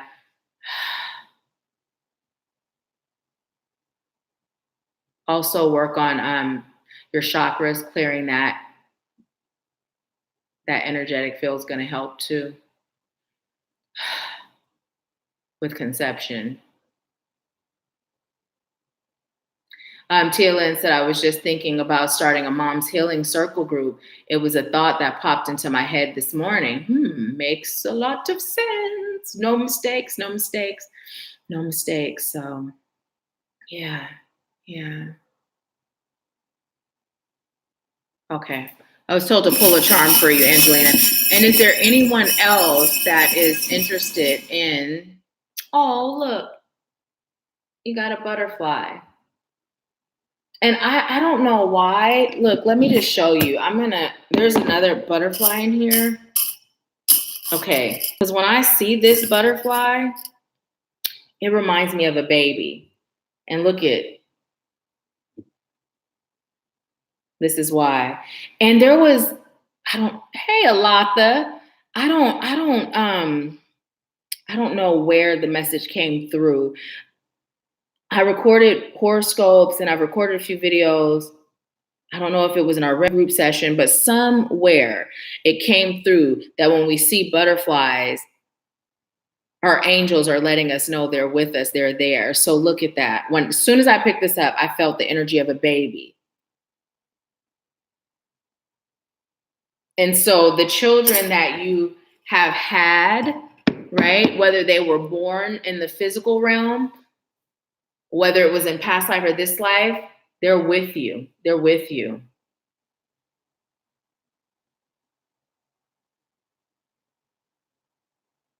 I'm being told also, if you feel led, it may be valuable to set up an altar for the children that have come to you that have not stayed with you, as far as your own personal pregnancies in this life and past life. So rainbow children, they're another version of a light worker. So there's different sectors of light workers that possess different qualities. And I don't remember exactly what the qualities are of the rainbow children, but let's look that up together. Let's look it up together. It's been a while since I researched rainbow children when I was attempting to figure out what I was when I first started my journey and what my boys were.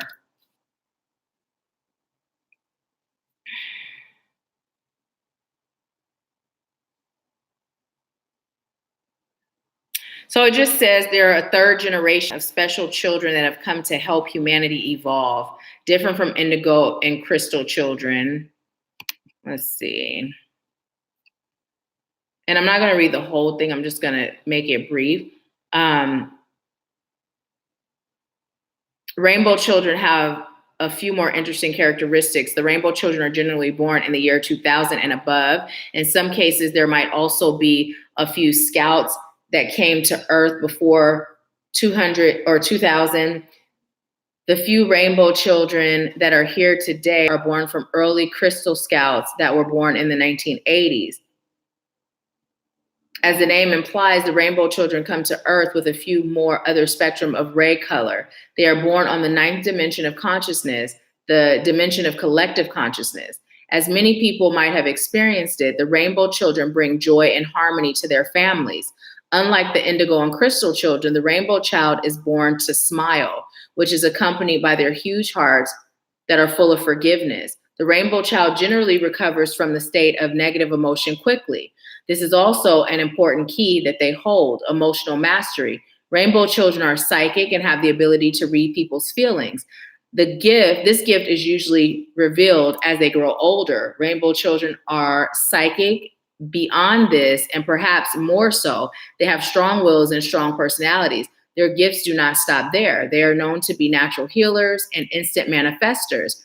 It is said that whatever they need or desire, they can instantly manifest.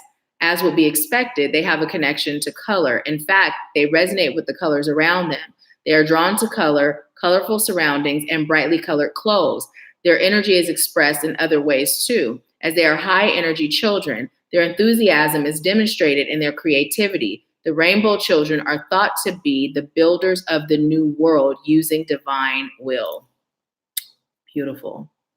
Makes sense in collaboration with what your message was. Tielan said Taylor is a rainbow child, I believe. Yes, she is. Happy New Year, Felisa. Yes, she is. Yes. I just heard most definitely. Tielan said Taylor's totally a rainbow child. Yes, definitely. Awesome. Awesome. Angelina said going to Bali to clear all that, clearing my chakras, meditation, and Balinese healing for my soul. Great. Awesome. Yes.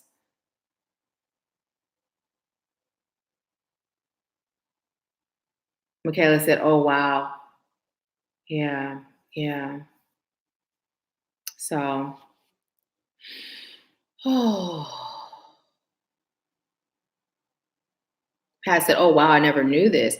My son has some of these characteristics. I will read more about this." TLN said, "Oh, she shouted, woo, I'm a rainbow child." LOL.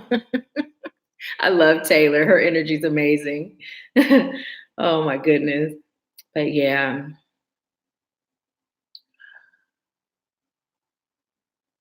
I just heard deliver messages, Taylor.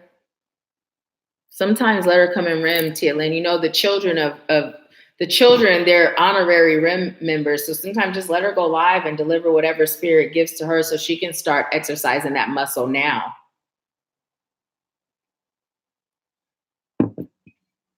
So, is there anyone else that would like a mini reading? If so, let me know. You are so welcome. I love you too. And thank you so much for allowing me to serve you. And I'm so excited that you're a part of our community. So, thank you. Yeah.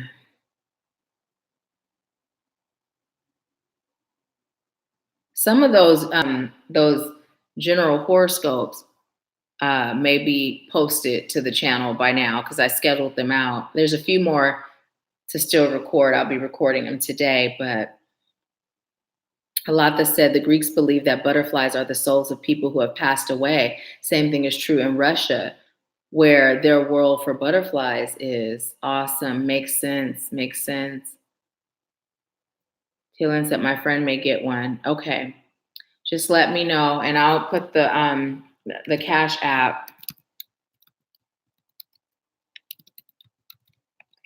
here. Okay, Pat said I'd like one. Hold on a sec. Awesome. Oh, tell Taylor I love her too. Alatha said Dushuka, which comes from Dusha, which means soul. Awesome. Thank you, Alatha, for sharing that. So here's the other thing I'd like to point out to you all too. So sometimes, you know, you may receive a message. I know I do. Sometimes I'll receive a message. It'll be a word I don't even know the definition of. Or as you see, I couldn't remember the characteristics of a rainbow child. Or like with the butterfly, you know, I had no idea that in Russia and in Greek, you know, the Greeks believe this, but that's what was coming through from Spirit. So what Spirit is pointing out is when you build that connection and you're connected, you may not always have a conscious awareness, but just as you are the divine having a human experience, you have access to divine wisdom. So even if it's not something that's in your conscious mind, you have access to it all, right? So you can ask Nahkila something, me something, and I may not know. But if you're asking me to serve you, I don't have to know because Spirit is going to deliver it, right? So Spirit is saying the same will happen for you. Yeah.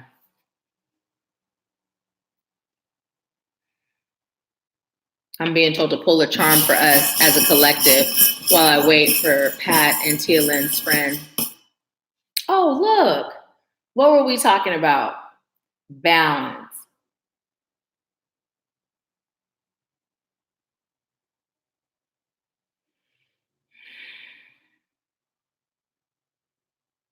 I just heard balance your energies, people. But you know, it was coming through like, you know how somebody's coming in a room and there's like a group of employees or co-workers and they're coming in like, come on, people, come on. Like that's how balance your energy, people. It's coming through like that. And I'm seeing like fast paced walking around the room like, come on, balance your energy. Like that's how it's coming through. Same energy, same voice. Stop stalling. Stop procrastinating. Get to work. Come on. Come on. This is your morning hype team. Even though it's not morning for all of us, right? It's not morning for any of us, is it? But that's what's coming through. This is your morning hype team.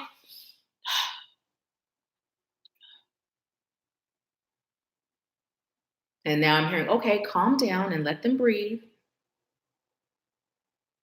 We've got to also nurture them into it. Allow them to understand it's okay for them to be where they are. Don't beat yourself up. Just be willing to shift. Understand you're capable and allow it to happen. Don't fight it. I'm hearing, yes, Mother Nature is speaking. It's your human nature to doubt, but it's okay. It's not a part of who you are. When you learn to release that doubt, you'll step into your divinity with grace and ease. Free yourself.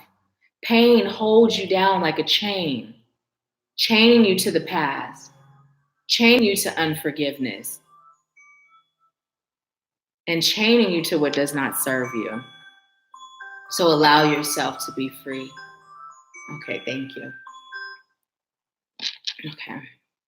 Hey, Natalie. Hi, Amelia. Hello, hello. Are you Tielin's friend? Okay, so Pat said, I'd like to know more about my son and how I can be the best parent for him. He recently said he doesn't believe in God, he believes in logic.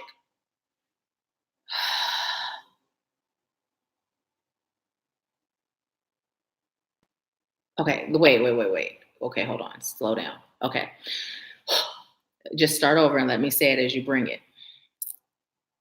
Allow him to just be. Allowing him to just be means allowing him to believe in what he believes in. Don't attempt to change him, don't judge him. Let him believe in logic for now, because that will shift. The more you push, the more he pulls away. You can serve him by serving you, being an example of what the divine can do for you. Now, the divine may appear to him in the form of logic. Remember, the divine is all knowing all things. So just because he doesn't identify logic as God, logic comes from God. It's just that he's closed himself off from the rest of the divine. But as he begins to explore logic, he'll be more aware, he'll be more open, looking at you as his example.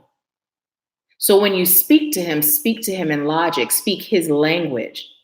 Don't speak to him in your language, mirror him. Help him to build that connection with you through you connecting more with him, the way it resonates with him. And by doing so, he'll come around. It's not that he doesn't believe in God, he just doesn't identify logic as being godly, but it is. He's a good person, a good soul. He's here to do great things. Animals and plants have resonated with him for a long time. And as he gets deeper into who he is, he will answer his calling. So, Pat, you're doing great. Just allow him to be, accept him and love him, and even ask him to explain to him what logic is by explaining it to you. Okay, that was weird how that came through, and so I'm being told to break it down. So what Spirit is saying is for you to seek out, have him explain to you, like in a situation, you may be a little more connected to the woo-woo end of it, right? Well, you guys can look at the same situation and ask him to explain it to you from his logical standpoint, right? So this is also going to help you and serve you.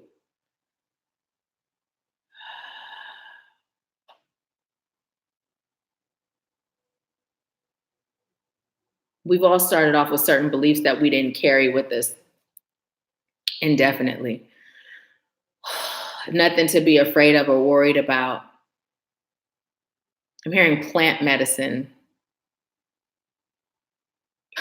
Also, this is funny because logic and being a shaman don't seem to go together, but I'm being told he has shamanic energy.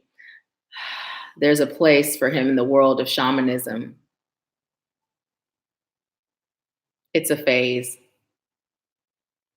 But as he serves later from a woo-woo platform, he will be able to connect with those light workers that do come from more of a logical point of view, right? Monica, thank you, Natalie. Monica, who is also a part of the AshworthScott Life Sculpting team, and she does archetype branding, right? And so we all operate from different archetypes, right? So for me, I'm on both opposite ends of the spectrum. I am both the magician and the sage, right? So I'm very deep in woo-woo, but I'm very deep in my wisdom as well, right? And so there are some people that are operating from that logical standpoint to where someone that's more embedded in the magical side of things would not resonate, right?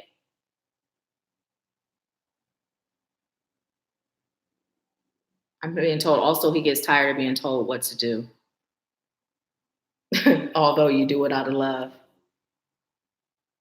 He doesn't really like guidance because he has both a complex and an advanced mind. And it's like he figures things out on his own. And I'm seeing like a Rubik's Cube. He'll get so pissed. And this is metaphorically, if he has a Rubik's Cube and he's figuring it out and then he sits it down, going to come back to it and somebody does it for him, right? That's the energy that Spirit is saying he possesses. But as he's figuring things out, he's learning lessons.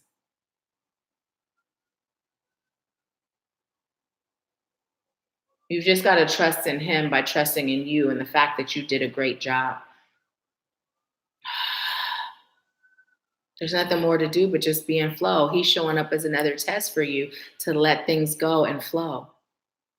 Okay, I was told to pull a charm for you now.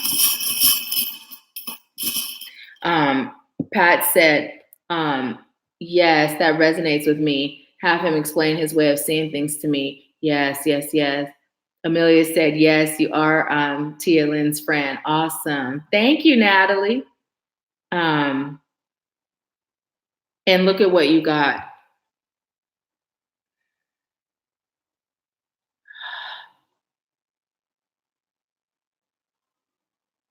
Just because his wings don't show up as yours do doesn't mean he doesn't have them. So when we look at this, it looks like this is just one wing, right? Like there's a missing wing. But in reality, it could be the view from the side where the other wing is over there. And Spirit is saying, this describes your son. He's still an earth angel. And there's also too many labels on things. And sometimes he may appear to be harsh as far as like how he expresses what he believes in or doesn't believe in, but it's more or less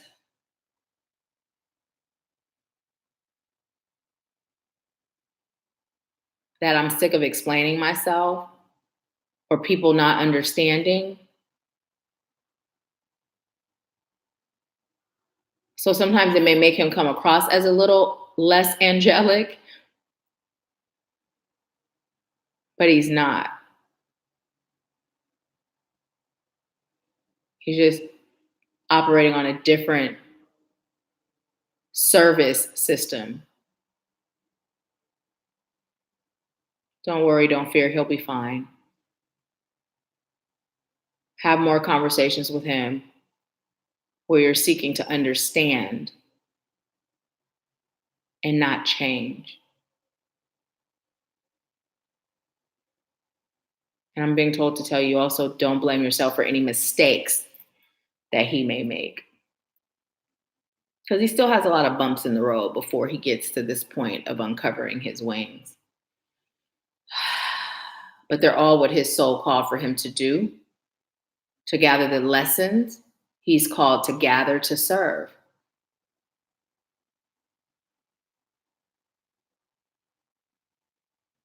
Okay, wait, say that again.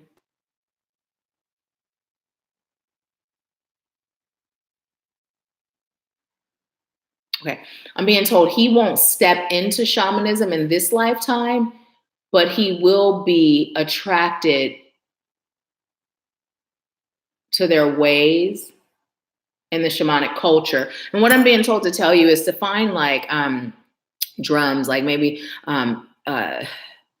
find some drums, let on YouTube and play that and ask him, how does this feel to him, and see what he says. Triggering something within him that will help him move into the next step. Plant medicine is huge. That keeps coming up. Does he smoke weed or? Because originally when I was hearing plant medicine, I was feeling like herbs, like working with herbs. But then just now I got a weed vibe. Does he smoke weed?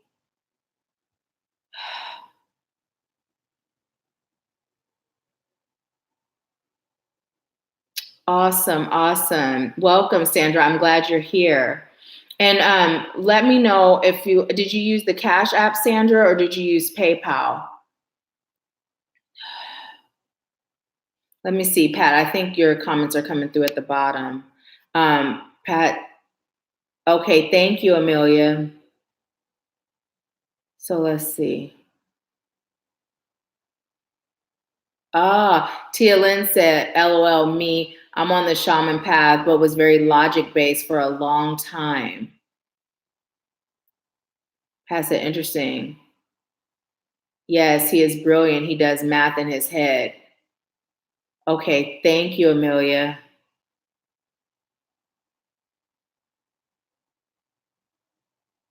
Pat said, beautiful.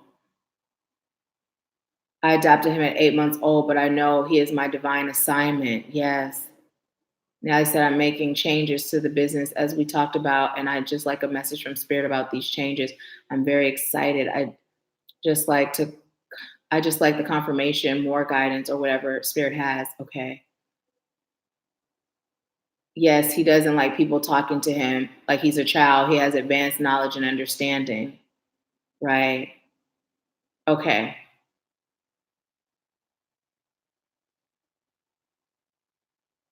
Natalie said, weed vibe, Nahkila OMG, spread out her ascension.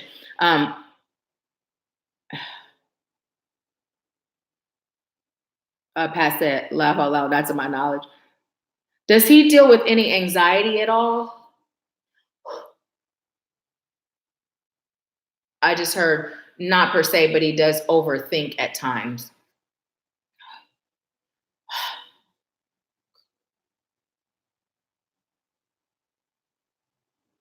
Okay.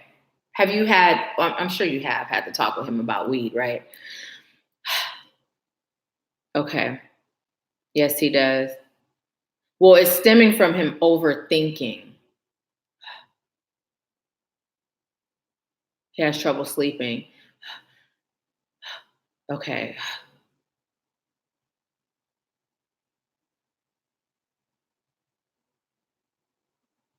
We've had the talk. Well, okay. So I'm being told weed is going to be a form of relaxation for him. That is going to be a plant medicine that he utilizes.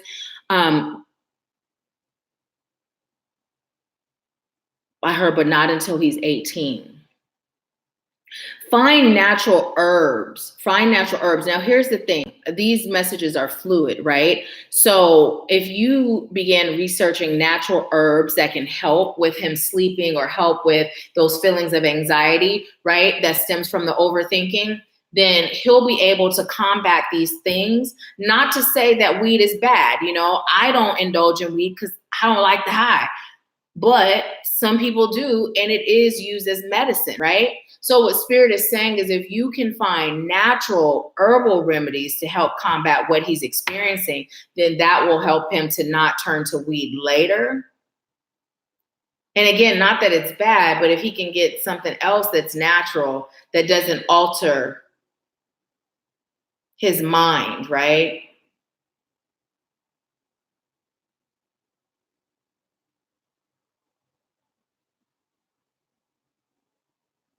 Okay. So what I'm being told, though, is at some point he is going to try it. And that's where he is going to make that shift between being solely in logic to opening himself up to being more aware of subtle realms, right? But if he has the plant medicine that we're talking about now, it's not going to be something he continues because, like myself, he's not going to like being that, right? Like for me, it's just too sensitive. He's not going to like that, right? So, okay. Pat said, I'm an overthinker too. I use valerian root for my anxiety. I'm okay with giving it to him. Also, I drink chamomile tea and other herbal teas. He likes tea. Also, I'm being told to tell you to burn lavender essential oil in his room, and also put lavender essential oil like at night. Put it on his temples and on his third eye. Okay. So that's your message, Pat. Thank you so much for allowing me to serve you. Thank you, thank you, thank you. And let's see, I'm going to go back up to see who was next. Okay, so there's Angelina, and then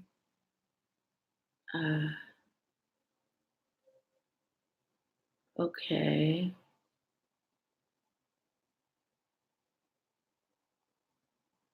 Okay. There was Pat.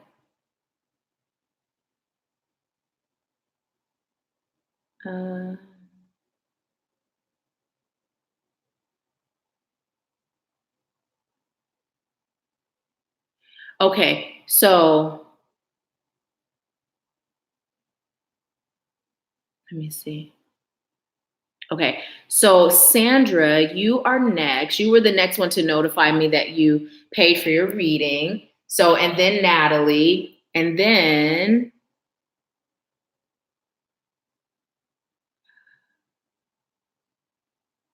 Amelia. So Sandra, Natalie, Amelia. Okay, so let's see. Let me go back up to Sandra. General. Okay, what's the message for Sandra? Sandra, I'm being told to tell you to start cleansing your energy by smudging yourself. Also, you've got to let go of the past. You've been hanging on to that anger for a while. You have a past relationship that still haunts you to this day. I'm feeling male energy, but it's coming through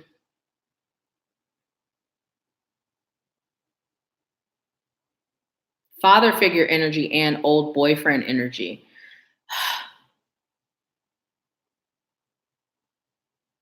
We also haven't had much luck with girlfriends, like feminine energies, like making friends. You have such a big heart and you give a lot,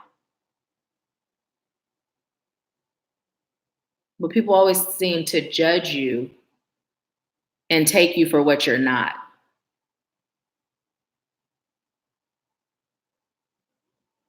People oftentimes think you're mean, and you actually have the sweetest, biggest heart out of anyone on this planet. You have this defense mechanism up, this shield that's covering your heart. So although you give love freely, you don't oftentimes let love in. You have so many positive attributes. And for whatever reason, I'm hearing the piano. Let me know. I'm hearing ebony and ivory go together in perfect harmony. I'm hearing that.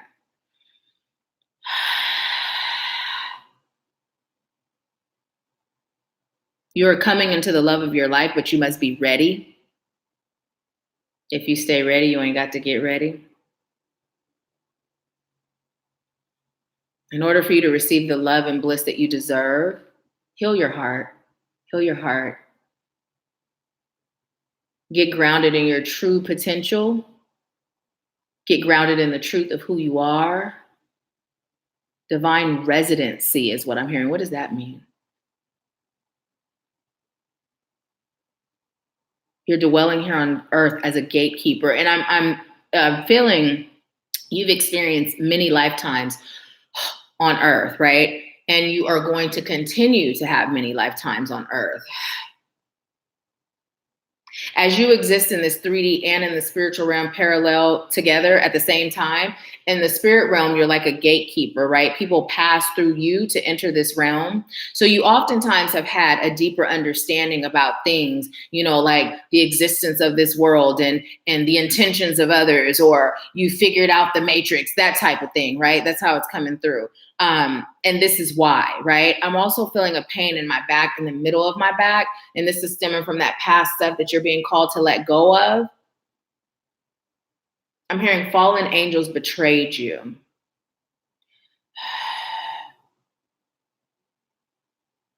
You have such a deep wisdom. And oftentimes, this is why people judge you. They feel inferior.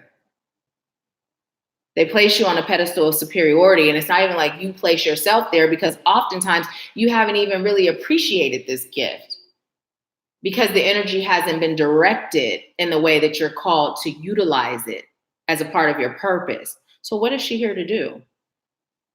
She's here to help. You're here to help people remember. I literally heard she's here to help people remember who they are. But first, she must remember who she is. Uncover, unlock, unpack. Release the trauma and the drama. Don't allow people to take you out of your character. Anger, release it. It's a big thing. Lose your cool temper. Sweet as can be. I'm hearing sweet as pie. But oftentimes, I must tell you how I hear it, you lose your shit. I'm hearing, okay, this is going to sound funny, but this is how it came out. You've got to stop reducing yourself to a mere mortal. You're so much more than that. You're living in this existence, but don't be of it. You're more than a star being. You're a gatekeeper. Everything must pass through you. And as I'm saying that, I'm also receiving you're a filter. So this is why it's really important that you are clearing your own personal energy often, daily. And this makes sense why Spirit is saying to smudge yourself, because what I'm feeling in my back, I'm feeling like it's energy that has gone through you to be transmuted, that's gotten stuck. And if you're not clearing it out, so now this energy is affecting you and how you function, which is partially why the anger comes up. You deal with angry people, and it's not even, I'm hearing all yours. Most of it's not yours, but you've got to be that filter and not that sponge. Heart chakra healing, but it's really weird because the front feels quite all right, but that back where your heart is on that exact same side, that's that past life stuff. That's that past stuff, even from this life. And even before you spent time as a gatekeeper life, heal your past. Timeline regression therapy would be good for you.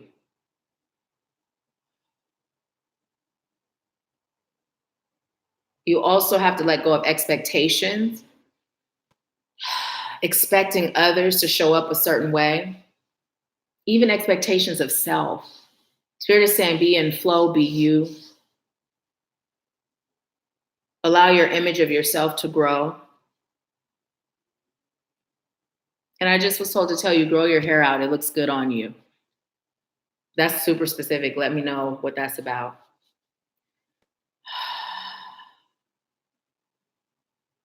Sandra, my dear, you have a very powerful purpose. Get to it. More to come. More gifts to unfold. You just got to allow yourself to receive.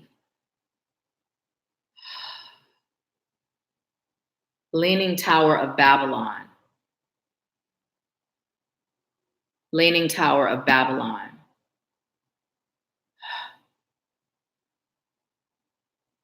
Okay, explain how that's relevant for her. Leaning Tower of Babylon, how is that relevant?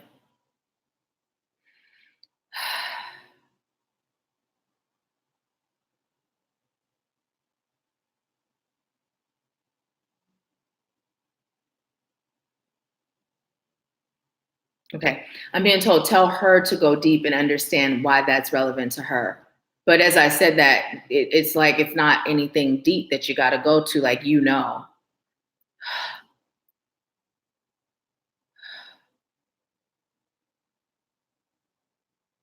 You have miracles and magic in your veins. You tend to bring people together, but you also bring them apart.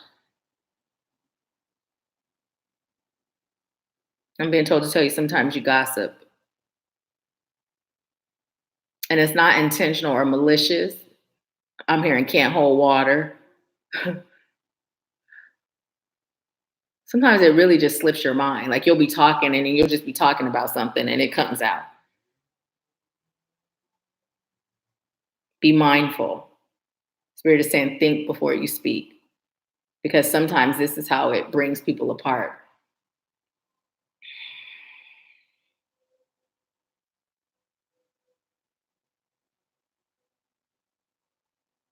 Also, allow yourself the freedom to explore why you talk so much. And it's not coming through in a bad way, like talking so much. Motivational speaking. I heard YouTube it, girl. Start a channel if you haven't already. Even if it's just sharing your experiences. There's healing through your words, your voice. People describe it as soothing sometimes. Do you sing at all?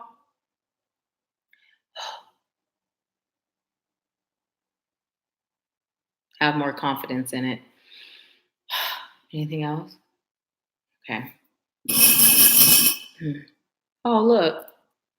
You got the key with the heart. Why did it come in like that though? Also, what I'm being told to tell you is an antenna. You're an antenna for divine wisdom. Allow yourself to receive the messages that are attempting to come through. Increase your meditation, clear your chakras. Allow yourself to eat more regularly. And also, I'm being told to tell you to regulate your bowels. Okay, that's all. Thank you. Okay, so let me know how that resonates with you. And thank you so much for allowing me to serve you. Let's see. I'm gonna Sandra said, wow, that was more than I expected. Good wisdom. I sing to myself only. Yeah, and I did receive that. Yeah, the spirit is saying have confidence in that. Yeah. I've been working on forgiveness. How do I let go of the past? I thought I did. What is smudging? So smudging is literally where you take sage, right? Now, my daily routine is to smudge all of my chakras, right? Mine is kind of small now, but you light it and you just start with your feet, come up to your root, your sacral, your solar plexus, your heart, your throat, your third eye, your ear chakras, your crown, and then just come up and over your body and then start at the bottom, come back up, bring that energy up, right? You know, and setting the intention that you're cleansing and clearing your chakras, right?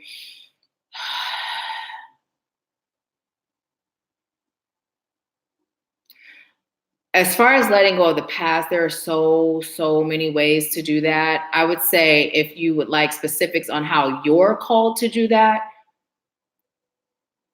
I would recommend scheduling a personal reading, whether it's a 3-question recorded reading or a virtual face-to-face. And then we can go over your specific ways that you're being called to let go, release, and forgive.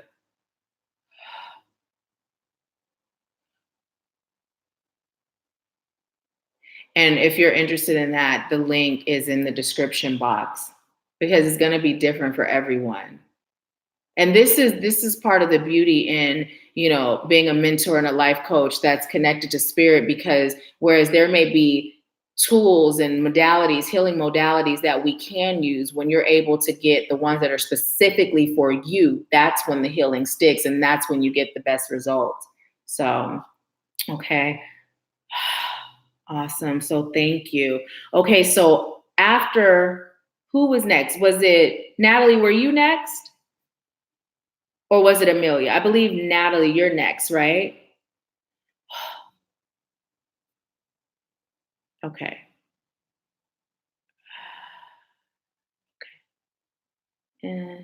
Yes, Natalie and then Amelia? Or was Amelia first? Who was next? Will you guys let me know? Was it Natalie? Okay, Natalie. Okay. Awesome. Natalie said, I would recommend getting the reading, Sandra. She's worth every penny times 10. Oh, thank you. Thank you, Natalie. And if you guys haven't subscribed to Natalie's channel, please do. She's awesome. Okay. So Natalie's next in the questions about business. Okay.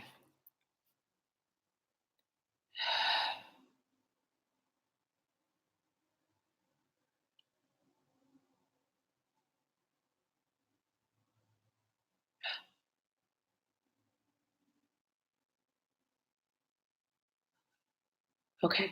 So Natalie, I'm hearing group sessions for you, kind of like what we do in our RIM group sessions, right? I'm hearing that. By doing that, by adding that to your business, what's going to happen is you are going to free up more time for yourself to do those things that also came through, and those things that you were already in the process of doing is going to help you to serve many, but in less time, right? It's also going to create a consistent flow of income where you aren't, with readings, it's like, it's not constant, it's not consistent, right? And so what Spirit is saying is it's time for you to begin incorporating that, because not only are you a psychic, a medium, and a reader, but you also have a lot of divine wisdom with that old soul of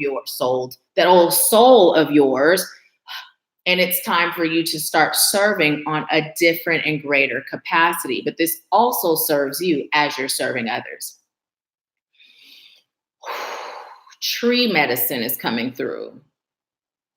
Okay, go sit next to the biggest tree you can find and first release, right? Hug that tree and release all that's not serving you, all that's blocking your creative flow, all that is creating those little habitual flickers of doubt, right? Because it's not really who you are. You understand who you are, but those little flickers of doubt come through sometimes. But then also what Spirit is saying, of course, make sure you leave an offering, whether it's sacred waters, your spit, whether it's cornmeal, whatever, leave an offering as a thank you. And then Spirit is saying, go to another tree, right? One that can be as big or a little smaller, and lean against it and create from there. What is she creating? I'm hearing space. You're creating space for others. Also, Natalie, it's time for you to write a book. Okay, I'm also being told one thing at a time, though. Don't overwhelm yourself, right? But with the book, start writing little by little. You have so many experiences that you've had that you've overcome. And this is going to be to serve those girls. So writing in the perspective of the teenage Natalie, right? The teenage preteen Natalie, the before teen years, the child Natalie, because this is going to be a book that is marketed to teenage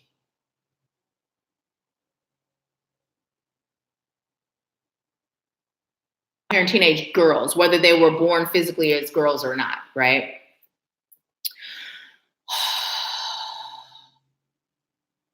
Connect with your ancestors of abundance specifically,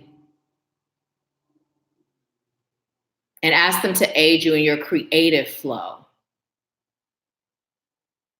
It's so funny how similar our paths are, because you're also being led to create a deck of cards.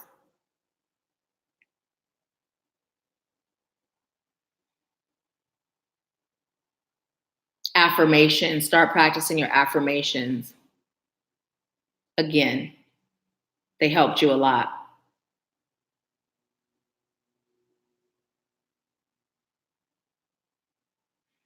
What? Okay, I'm being told you have a nose space that others can't reach. And what I'm seeing is, like, you know how snooty people, snobby people have their nose in the air, right? But what Spirit is saying is that's not for like the people that show up in love and light and the people that you're called to serve. That's like for those that are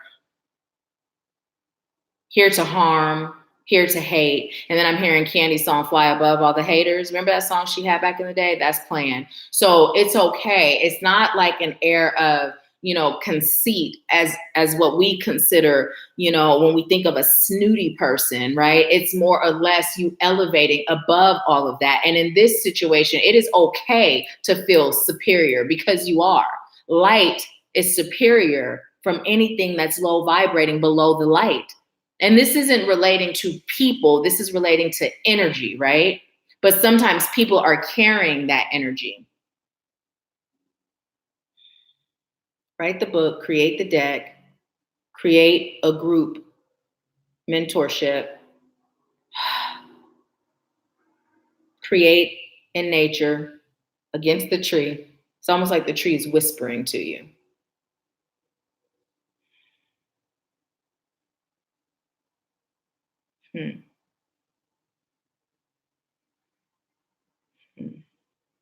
Teaching girls how to ground.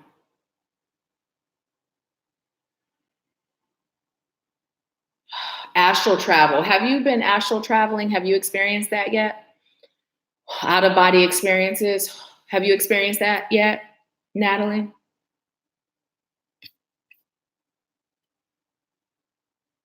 Okay, let me see. Julian said, oh, now it's like I can spit on the tree. Well, listen, it's not like you're like in a vulgar way. Typically, I just would say next, like the earth where the tree's roots are, but your spit is your sacred waters, right? So if you don't have an offering like cornmeal, let's say you have an impromptu spirit says, go in nature, you have a calling, a feeling to go create, and you don't have anything. I used to keep cornmeal in my car, right? But let's say you don't have an offering like that. Well, your sacred waters is sacred, so you can spit. It's the intention. You're offering up, you're offering up an offering. So yeah.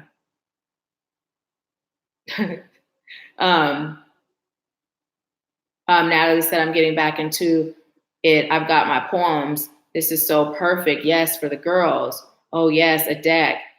Okay. Yes, I have been getting these messages. Thank you. Oh, child. Yes, I'm aware. I have guided so many to go sit on a tree lately, and I'm laughing. Perfect. I think I have by accident had a dream my child was attacked, and in the dream I astral projected back like around the world. So my son to vanquish back around the world to my son to vanquish some evil that was attacking him. Okay, perfect. I'll do that with intentional cornmeal. Okay, because what I was feeling is I was connecting where nothing came through except the question of the astral travel. I was literally feeling like my spirit start to float out. And so that's when spirit was saying out of body experiences, astral travel. Do so with intention. And even if you don't remember consciously doing it, just intend to remember what you receive, the messages you receive.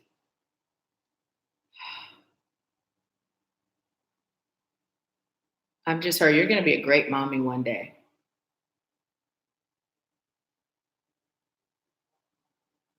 It's way in the future, but I don't know why spirit had me tell you that. Yeah. Anything else for Natalie?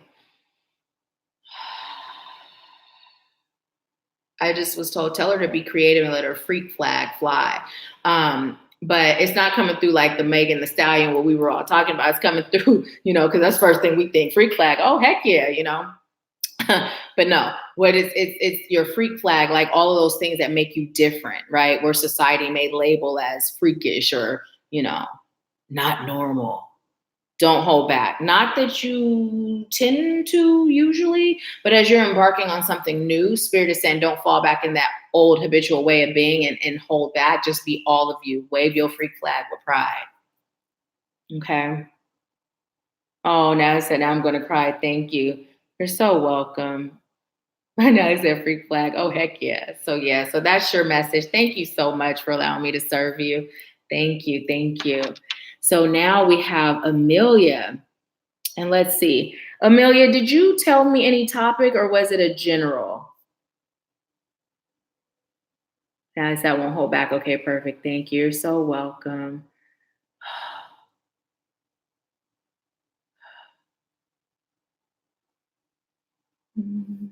You're so welcome. Thank you.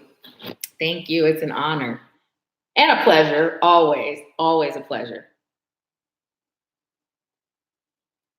Connecting with that twin energy. That I feel like Natalie is like the younger version of me. You guys, we're both Pisces. And it's just energetically, I feel like Natalie is like my younger self. So you said yes, you asked a specific question, or were you interested in a general? Let me see if I can.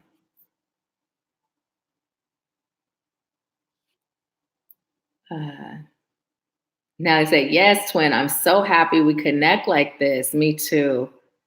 Me too.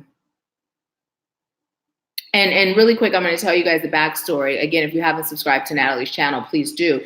So Natalie does readings on YouTube as well, pick a cards and multiple readings, types of readings. And she's amazing. And so I like to watch general readings, and I was watching hers. And so it resonated. So I subscribed.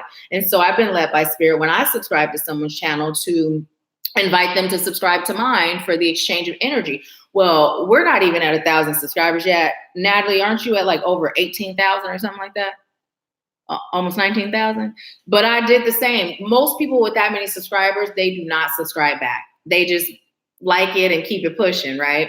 But Natalie did. And so, and we've connected. She's going to the 2020 Activate You retreat. She's a part of RIM. She did Grow Your Soul's Purpose to Your Soul Income, and just heavily connected. And so it's beautiful, beautiful. So Amelia said, where to direct my energy and what's most important? Okay, so which one would you like answered? Because with the $20 mini read, it's one question, although it may come through in the reading, but just let me know which one is most important to you. Jillian said, that's funny because I found your channel from Natalie, and both of y'all's energy is so beautiful. So fam lit. Oh, that's so amazing. I had no idea that's how we connected. Natalie said, Laha, yes, I love this family. I love you guys too. It really is a soul family. We walked this journey together before. So Amelia, which one would you like where to direct my energy? Okay. That's what I'm being told to tell you. So is that okay? And then you said the direction. Okay. So okay. Love you both. Thank you so much, Natalie and Cheryl. Thank you so much. Love you both. Okay, so where is Amelia? Oh goodness, that was so simple. Spirit said, towards yourself. That's first. Uplifting, healing, and empowering you.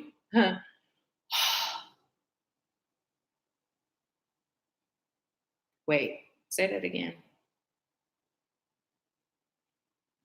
Okay, I'm being told to ask you, what does fur mean to you? Like if I speak of fur, if I just say fur, what does that mean to you? Fur. First thing that comes up.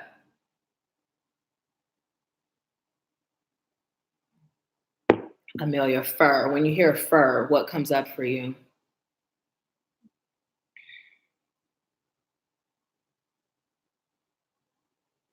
Excuse me. Mm-hmm. Animals. And how does that make you feel when you think about animals? I just heard the answer, but birds, cats. Okay. Have you ever considered being a veterinarian? Oh, Alata, I love you. Have you ever thought about being a vet? Freedom. Okay. Studying to be a vet, working with animals, spirit guides, your spirit guides, you have spirit guides as animals.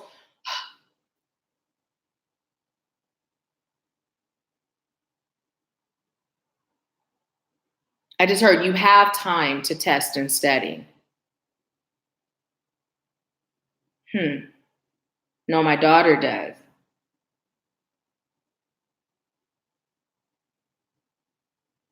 Kaylin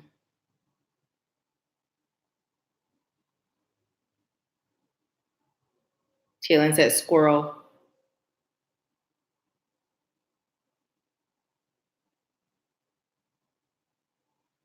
It's time. I'm being told I heard it's time for her to begin working with animals, but that's you. It's time for you to begin working with animals. And I keep hearing you have time to study and test. Okay, so it's coming through in two ways. Spirit is saying like, study and test. Like you have time to study and test. If you decide to go back to school, there is time for it. It's just a matter of how you manage your time, how you manage your day. But also you have time to study and test. Remember the first message that came through was directing your energy towards you, right? So what Spirit is saying, it's time for you to begin studying yourself and understanding the tests as they present themselves. It's time for you to change your way of thinking, change your paradigm. You tend to get sucked up in stinking thinking. It's like when the world comes crashing down, you internalize, and Spirit is saying, don't do that. Because just because things around you seem to be falling apart, as long as you have it together internally, you can combat it, overcome it, counteract it, and create a different reality. Okay? I'm just hearing you have so much time. It doesn't mean procrastinate.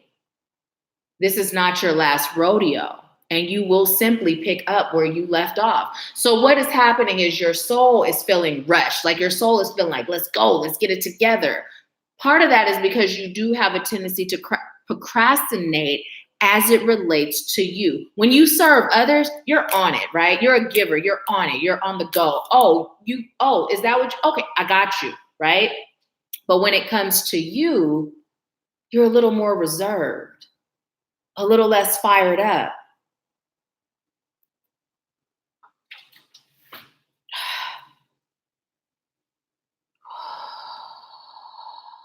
So what Spirit is saying is don't procrastinate as it relates to you. But here's the thing. The time thing is allowing yourself to relax, rest, and be in flow. Because it's almost like sometimes you do get fired up and then you are like, go, go, go. There's no in between, right?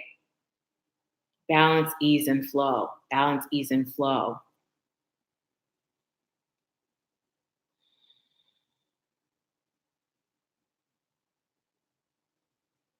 Okay, so I'm hearing your heart chakra is clogged, but it's more with mucus, right? Now, this may not be literal, like where you literally have mucus, or, it may not be, it could be, but I'm just going to I'm not deciphering this part of the message. I'm just giving it to you.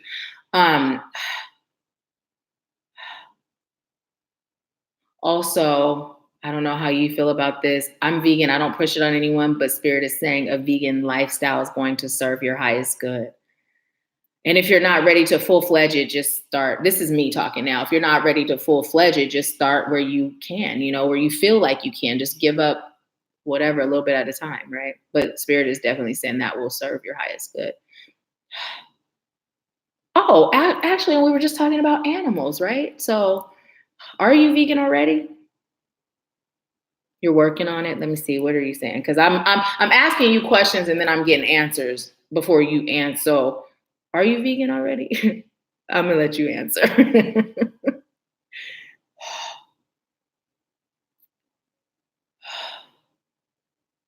Yeah. So back to the time. What's happening is when your soul leaves this earth, this plane, you're gonna immediately reincarnate, right? And your new body, it's not even like, okay, so here's the thing. We have cellular memory of everything we've experienced in every lifetime, right?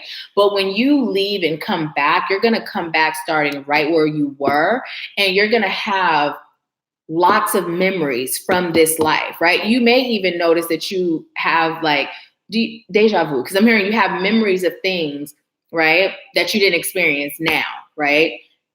But what that is, that's stuff that you've had happen in past lives. You're also a time traveler.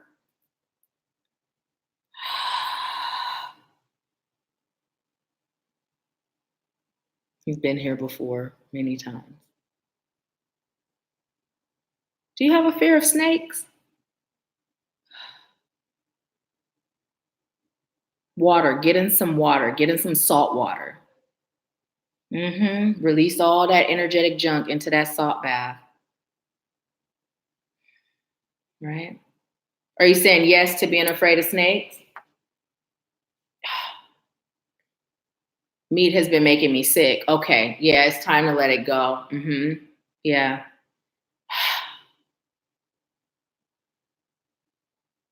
Spirit talking to me. Spirit said, see, told you, fired up. That's what Spirit just said. Because this is not like, we're not having a conversation right now. Just let me talk to Amelia, please.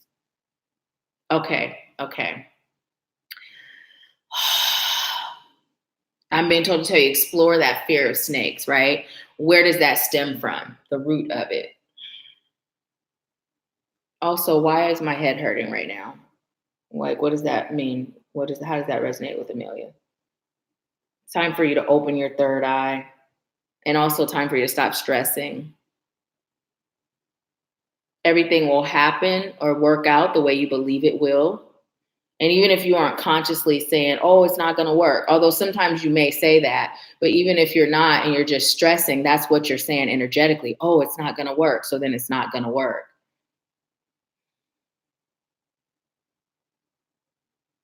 And nerves, learn how to relax your nerves. Chill a little bit. Solar plexus healing is necessary. And then also what's going on too. Oh, the energy I released. Thank you. Okay, now, okay.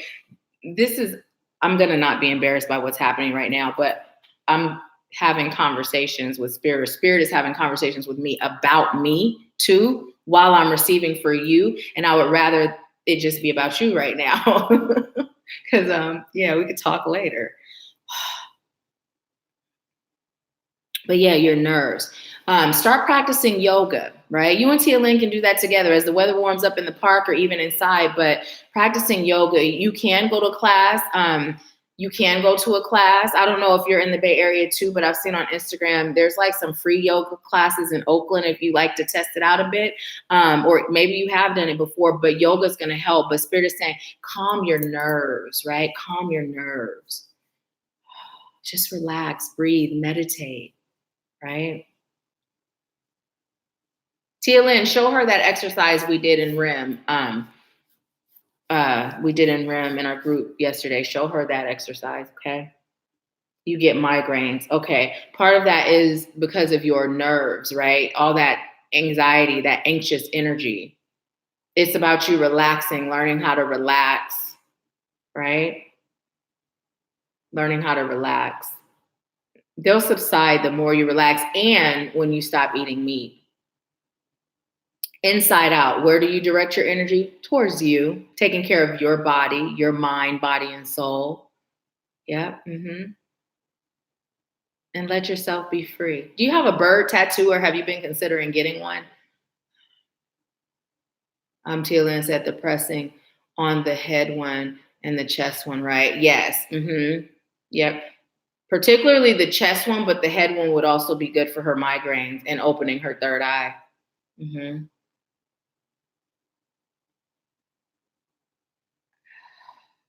Bird tattoo.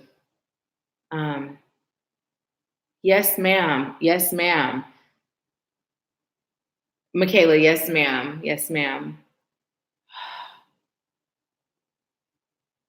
Okay. I don't know why bird tattoo keeps coming through. Oh, you want a hummingbird tat. Okay, get it. Get it. Hummingbird is one of your spirit animals. Fatia said, oh my gosh, me too. Eagle is one of your spirit animals too. So look up hummingbird as a spirit animal and eagle as a spirit animal. Butterflies resonate with you too. You love the winged creatures, right? Also fairies, okay. You have a connection to the fairy realm. So I'm going to pull a card for you. from the fairy deck. Highest light guides, angels, ancestors, soul teachers, cosmic masters, highest light and love, all help, highest light and love, please deliver a message hidden highlight. Highest light, love, and truth for Amelia, that one. Okay. Nature's signs. Be receptive to the subtle messages from nature as you go about your day. Nature talks to us continually. We need only open our hearts and minds. But look, look at the picture. What's in the picture? Animals, butterflies, right? Squirrel. Tia Lynn posted that little squirrel. There's another butterfly down here. There's the blue butterflies, and let's see. So yeah. Let me look at it from this angle to see if there's anything else I'm called to point. And look, she has wings, right? She has wings. So yeah. Yep.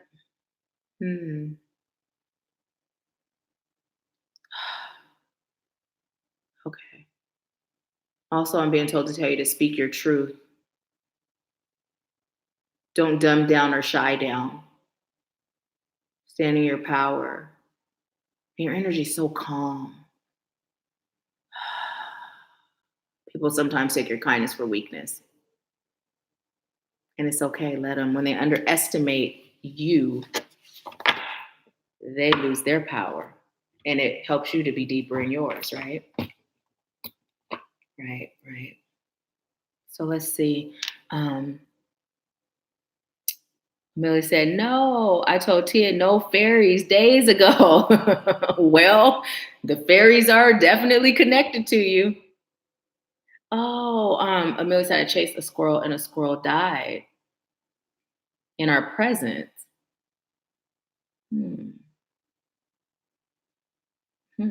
I heard another guide. Connect with that squirrel's energy. Because nothing really dies, it just transforms, right? So yeah, see what message that squirrel has for you. Tia Lynn, you can give her the message from the squirrel to practice. Anything else? Okay, I'm told, nope, that's it. So that is your message, Amelia. That is your message. Thank you for allowing me to serve you. And I know this is your first time on, right? I don't know if you've already subscribed, but if you haven't, please do. And join us again next Wednesday. I'm grateful you're here. And I'd love to have you continue to join us. Yeah. Amelia said you're absolutely right. 2 different ones. Awesome. Yeah, now I'm feeling you're calm. You're calm. This is your true self, right? This is your true self. Connect to this, right? You're calm. This is your true self, right? Yeah. That other is not this calm. And I feel like you feel calm right now. Like the headache's gone for me. My body just feels really light right now. This is your true self. Connect to that calm. Find a way to be in this space no matter what. No matter what. Okay, thank you. Thank you. So, Michaela, let me know when you pay your $20 and then let me know if you have, if you paid it, I received it. Do you have a general or do you have a specific question? And thank you again so much, Amelia. And 717, look up 717. Look up the angel number 717. Somebody just joined us. Welcome. We are, you're so welcome. We are past our Empower Hour, but right now we're doing the $20 mini readings. So it's a 1 question or general message. So whoever's on, welcome. Thank you for being here. They just jumped off or somebody jumped off. I don't know if it was them. Yeah. So Michaela, is it general for you today?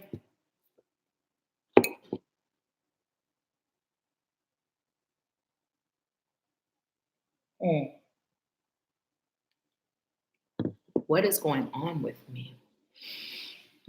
Oh my goodness, this is good. Like I put a turmeric tea in, but a mint tea, and the mint overpowers it. But now the tea is cooled down, and I got like that cool mint. Oh my goodness! Look, can you guys see? It's like at the end, but oh my gosh, this is so good. Okay. What is going on with me today? Or what is going on with me?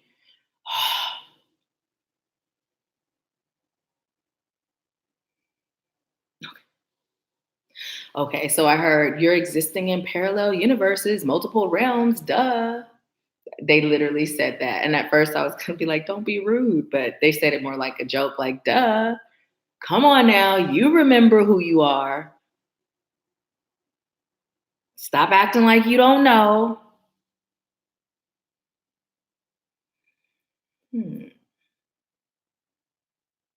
Gathering nuggets of wisdom. Okay. But now what I'm hearing also is you have a tendency to check out. It's a defense mechanism that you developed as a child. If someone was doing something you didn't like, or there was something going on that you didn't like, you would check out. One of those that kind of stared into space. You know, I used to do that stare into space where you kind of just get lost there. And then after a while, I realized I was doing it, but it felt really comfortable being there. So once I became aware of it, I kept doing it anyway because it felt peaceful. I don't know if that's the same experience you have, but that's how it's coming through, like one of those, checking out as a defense mechanism.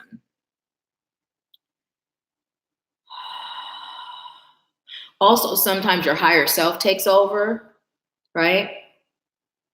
So sometimes you actually lose a moment of consciousness, so to speak.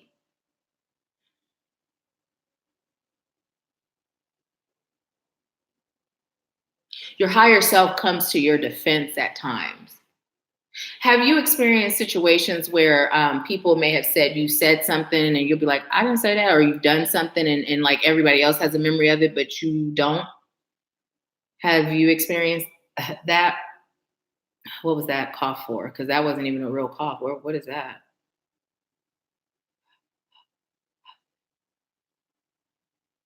Okay. So for you, coughing out what doesn't serve you, like that, you know, bringing it up, energetically bringing it up, right? Bringing it up out your throat, coughing and blowing it out. Let me know about that. You said yes, sometimes. Okay. That's when your higher self is taking over, right? That your higher self just steps right in. And it's not that you have multiple personalities, you know, you don't have that. It's not a disorder. You know, oftentimes a lot of our gifts are labeled as disorders, right? And this is why it's so important to learn how to control them, contain them, trust them, protect ourselves, right? Because there are a lot of people dealing with disorders or in mental institutes that are not really what they're labeled as. They just have all these gifts and they don't know how to harness them and they don't know how to protect themselves. And now they're being tormented because it's too much, right? So you don't have a disorder. But you're just in and out at times. That's what's going on with you. You're just in and out at times. What you're being called to do is to speak to your inner child, right? Your unconscious self, and letting yourself know that number one, you're safe. Number one, checking out as a defense mechanism is no longer necessary. Number two, letting your higher self know that it's not okay to just step in anymore. Thank you. I appreciate you for protecting me. I appreciate you for serving me, but I've got it from here. From now on, we'll work together. There are times where, yes, you will come in, but before you do, I must be made aware.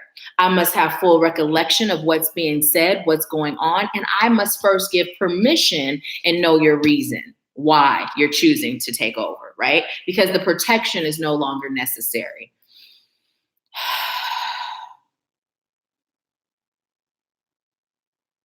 I'm being told to tell you to drink more water also. Raisins. What's going on with the raisins? Start eating some. Fig Newtons came up. Figs came up in our group session yesterday. Was our group session yesterday, you guys? No, the day before, right? The 30th. Also, chocolate. Allow yourself to eat some chocolate. Milk chocolate, to be exact. No extras, like no caramel or anything like that. Just milk chocolate. No nuts. and allow yourself to dream big, right?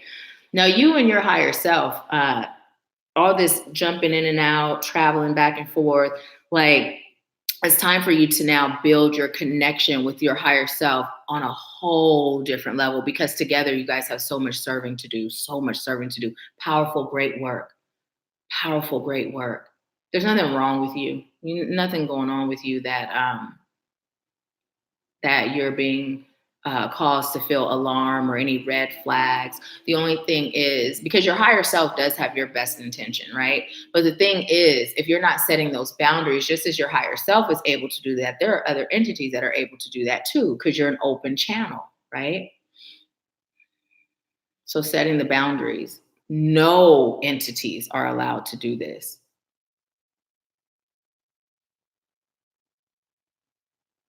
And I'm being told, and there have been times when you were drinking in the past where a lower vibrating entity has taken over. Now it's not coming through like any sort of demon or anything, but just a low vibrating entity, like a person that had passed away whose vibration was not very high. So there has been a time that has happened. So this is why it's important for you to, number one, be protecting yourself spiritually, and number two, setting those boundaries. Anything else from Michaela? How have you grown over the past year? Spirit is saying to ask yourself that question and then write down all the ways that you've grown over the past year alone. And then I heard, and then go treat yourself. And then I'm like, treat herself, huh? And then I heard chocolate. Oh, what's with you and chocolate? Tell me what's with you and chocolate. Um, you said, I am aware of this. It's weird when my higher self takes over. I'm hearing sometimes it's happening when you're not aware. Yeah.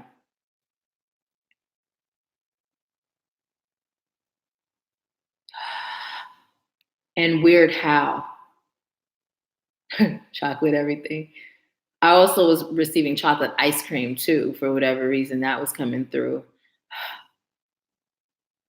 Chocolate covered strawberries. Um, weird how. Weird how. Hmm. I'm asking you though, Michaela, how is it weird to you when that happens?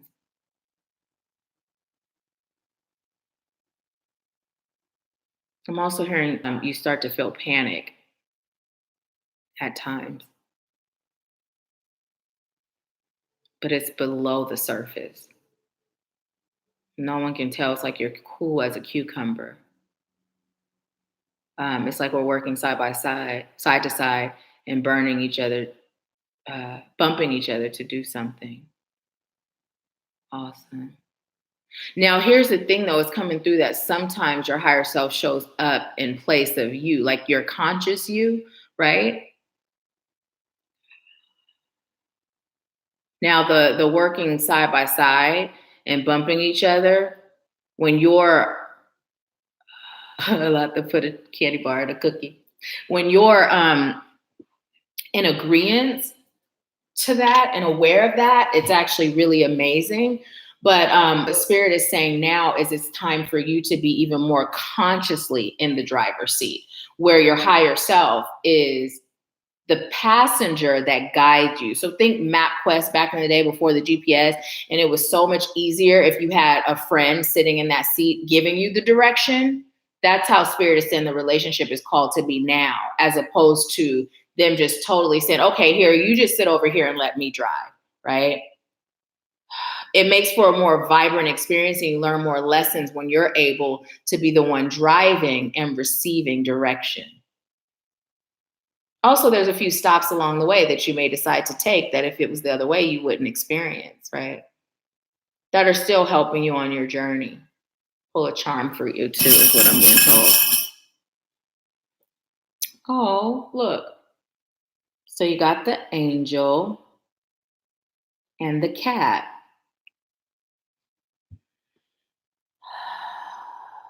So what I'm being told is your higher self, again, something about your inner child, something about your child state, your higher self started that as a protection mechanism. And so now it's like you're safe. That's just being reiterated. You're safe, you're whole, you're complete, you're ready, you got this. No more second guessing, no more doubting. It is time for you to get connected though. Have you been considering the REM mentorship, the group mentorship, or working together in any way? Has that been something you've been considering? I'm being told to tell you to check it out. I'm hearing no holds barred. But that's more coming through for me. Spirit is saying no holds barred. You're going to be prompted to make offers to them as it serves them. And I heard, and we expect you to do it. It's what you agreed to. So, okay, I am doing it. Okay, here and there. Meditate on that and see what you're guided into doing. The group is what I'm feeling would serve you. But again, meditate on it and then let me know what you get. Yeah.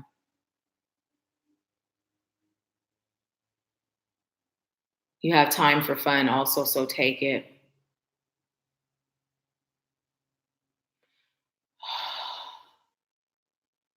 You are ready to soar to new heights. No holds barred, meaning no holding back, no holding back. And basically what I'm receiving is the reason is because I'm not serving you to the highest capacity I'm called to serve you on if I don't offer the things that I'm being told will serve your highest good. And Spirit said, just explain it. It was a part of my healing, right? So as a part of this work that I do, it comes from my soul, it comes from my heart. So in the past, I was uncomfortable about offering things, right? And it's something that Spirit said, this is what you're here to do. Like you're here to serve. So you got to offer stuff, right? But I'm being told to tell you to make sure, I'm not going to offer you anything just for the sake of offering you something, right? So basically what Spirit was telling me is no holds bars. Make sure that you're actually offering when we tell you to without even questioning it. Like do it just without not questioning, but doubting or feeling some kind of way. Just do it. Be in your power when you do it. I told you all today, Spirit has been speaking to me as I'm speaking to you. I've been getting multiple messages. So it was just a sidebar conversation that was going on. So yeah. It's something that I've been releasing, letting go of. And Spirit is just like, no, this is what you're here for. Do it. No holds barred. Okay. So is there anything else for Michaela? I just heard tell her she's ready.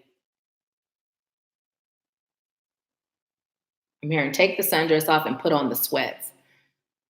It's go time. And then after you go, you could take your shower and put the sundress back on. Balance. But now they're coming through like joking, like, they're now running with their metaphors. Is there anything else? Okay. So that is your message, Michaela. Thank you so much for allowing me to serve you. I truly appreciate you. And yeah. Okay. Cheryl, your higher self, so your 3D self is the part of you, your conscious self, right? Is the part of you that's connected to you in the here and the now. Your higher self is that higher version of you that's directly connected to the divine. So like your 3D self, your physical self, your human self is connected to your unconscious, right? Which is connected to mostly to your childhood, your traumas, your past experiences. And then you have your 3D self, yourself in the now, and then your higher self, and then the divine. So let me know if that helps. If that helps you understand it. Michaela, the 2020 Activate is the 2020 Activating You retreat. So all of our retreats, our annual retreats, are focused on healing and releasing what doesn't serve you, but each one has a specific topic. So this year it's about manifesting abundance in all areas of your life. So not just finances, but heavy emphasis on that, but also like the healing, the peace, the security, you know. So we're going to go to Mexico. We are on the beach in a private villa with full service chef and housekeepers, and we're just going to immerse ourselves in healing and releasing and elevation that's going to carry throughout the entire year and even beyond. And then we have some activities planned. We're doing zip lining. What else are we doing? We also have been discussing, I did a poll to see what each person prefers, you know, to find out what we're doing in addition to. So there's a few other things that we are going to be doing that still hasn't been fully decided, but zip lining is definitely one of them as an activity. And then also for anyone that does attend the 2020 Activating You Retreat, you also receive a year's membership in the REM group mentorship. So that's included with your investment for the retreat. So yeah. And that was a really good question, Cheryl.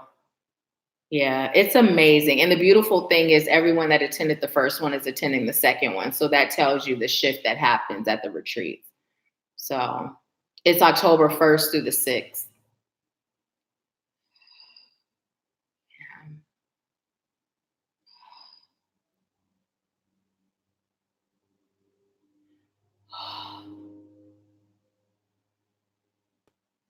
I'm just hearing you have so much on your plate. It's time to eat. Cheryl said, yes, it did. But I guess we still have free will over higher self, even if it knows what's best for us. Yes, we always have free will. That's the thing. And sometimes talking about that,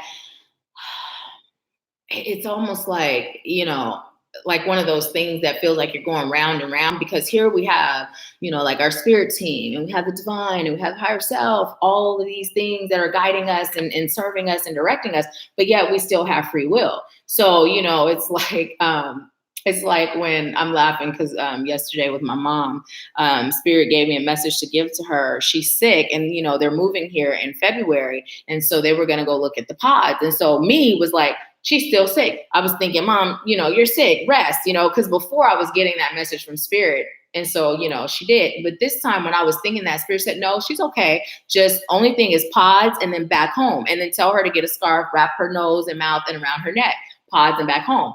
So when I called her later, I could tell she wasn't home yet. And I know it don't take that long to look at the pods. So long story short, she was out and about still. I was like, Mom, what does Spirit say? And she said, I know. And she's like, well, I'm about to go get a lottery ticket. My Spirit is telling me to go get a lottery ticket. I'm like, Mom, do you really think you're going to win if you're going against what Spirit told you to do? Right? So it's like, and then when she got home, she was feeling the effects, which is what Spirit said would happen. So here's the thing. The point of that was, she was given guidance from Spirit, but she chose to do something else utilizing her free will, but she did have consequences. And if she were to put her energy into something like a lottery ticket, right, it's not going to produce much of anything because she's not following the guidance. But even in the action of not following the guidance and feeling sicker or not winning, those are lessons. So even when you don't necessarily follow the guidance, you're still learning lessons, which is still beautiful, right? So, yes, October 2020. Michaela said, I tell my brother, we do have free will and we are the gods of our world, manifestation, etc. But he believes in fate and says that since fate is in play, we do not. And you are absolutely right, you know, but there are a lot of people that,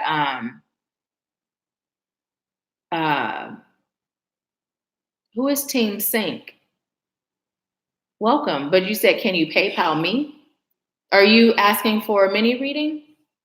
There are a lot of people that don't believe in that. And one of the strong messages that has been coming through in regards to where we put our energy is even allowing Spirit to guide us. This came up in our most recent REM group session, guide us on who we invest our energy in so that we can make sure when we're planting seeds or dropping seeds, we're planting it on soil and not concrete, right?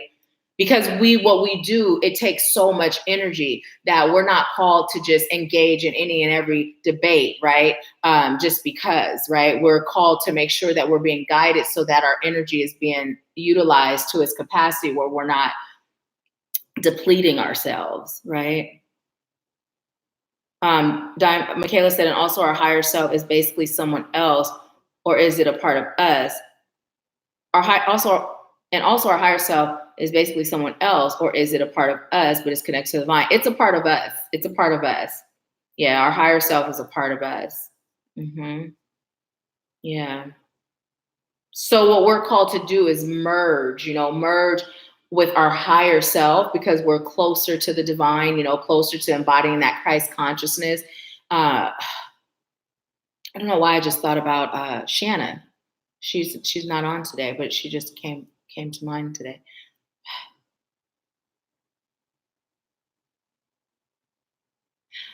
I wouldn't necessarily say higher self takes over for all of us. Sometimes higher self is just there as a guide, but in Michaela's particular situation, her higher self was taking over. And there's times where we just won't know. Like, that's kind of that answer is really open and broad, because when it comes to our spiritual experiences, it's going to be different for all of us. You know what I mean? It's going to be so different for all of us. We may have some similarities, but it's going to be different.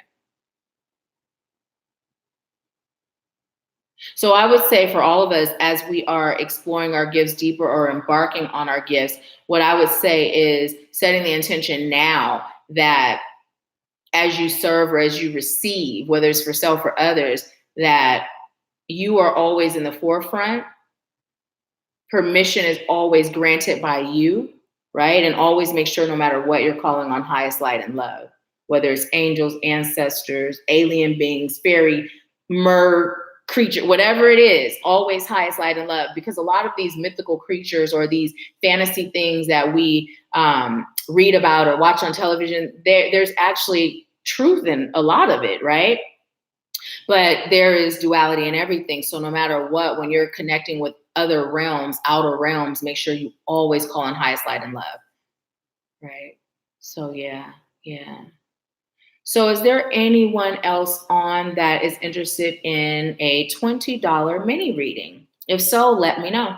If not, we will be wrapping. Michaela said, for me, it's kind of like I'm inside my body and my higher self is in the forefront doing everything for me. I wonder if our higher self has emotions like we do. And Spirit just said, no, the only emotion that our higher self has is love and compassion. But yeah, so with your higher self, Michaela, that's exactly how I've described, like when I'm channeling and Spirit is speaking through me as opposed to me. It's exactly what it feels like. It's like you're a witness to it, right? But there's times where you're not aware, right? And I'm saying you're not as in us as a collective when this happened, when you're not aware, so you won't even know that it's happening, right? But that is what it feels like. It's like I'm there and I'm present, but I'm more witnessing as opposed to listening and being the messenger. So yeah. Oh, thanks a lot. That means a lot. You're so welcome, Cheryl. You're so welcome. Ooh, I love the yellow heart. So yeah. And I don't know who Team Sync is. Is it spam? That's kind of, I don't even know. I don't know what that is. Team Sync, if you're not spam, let me know something.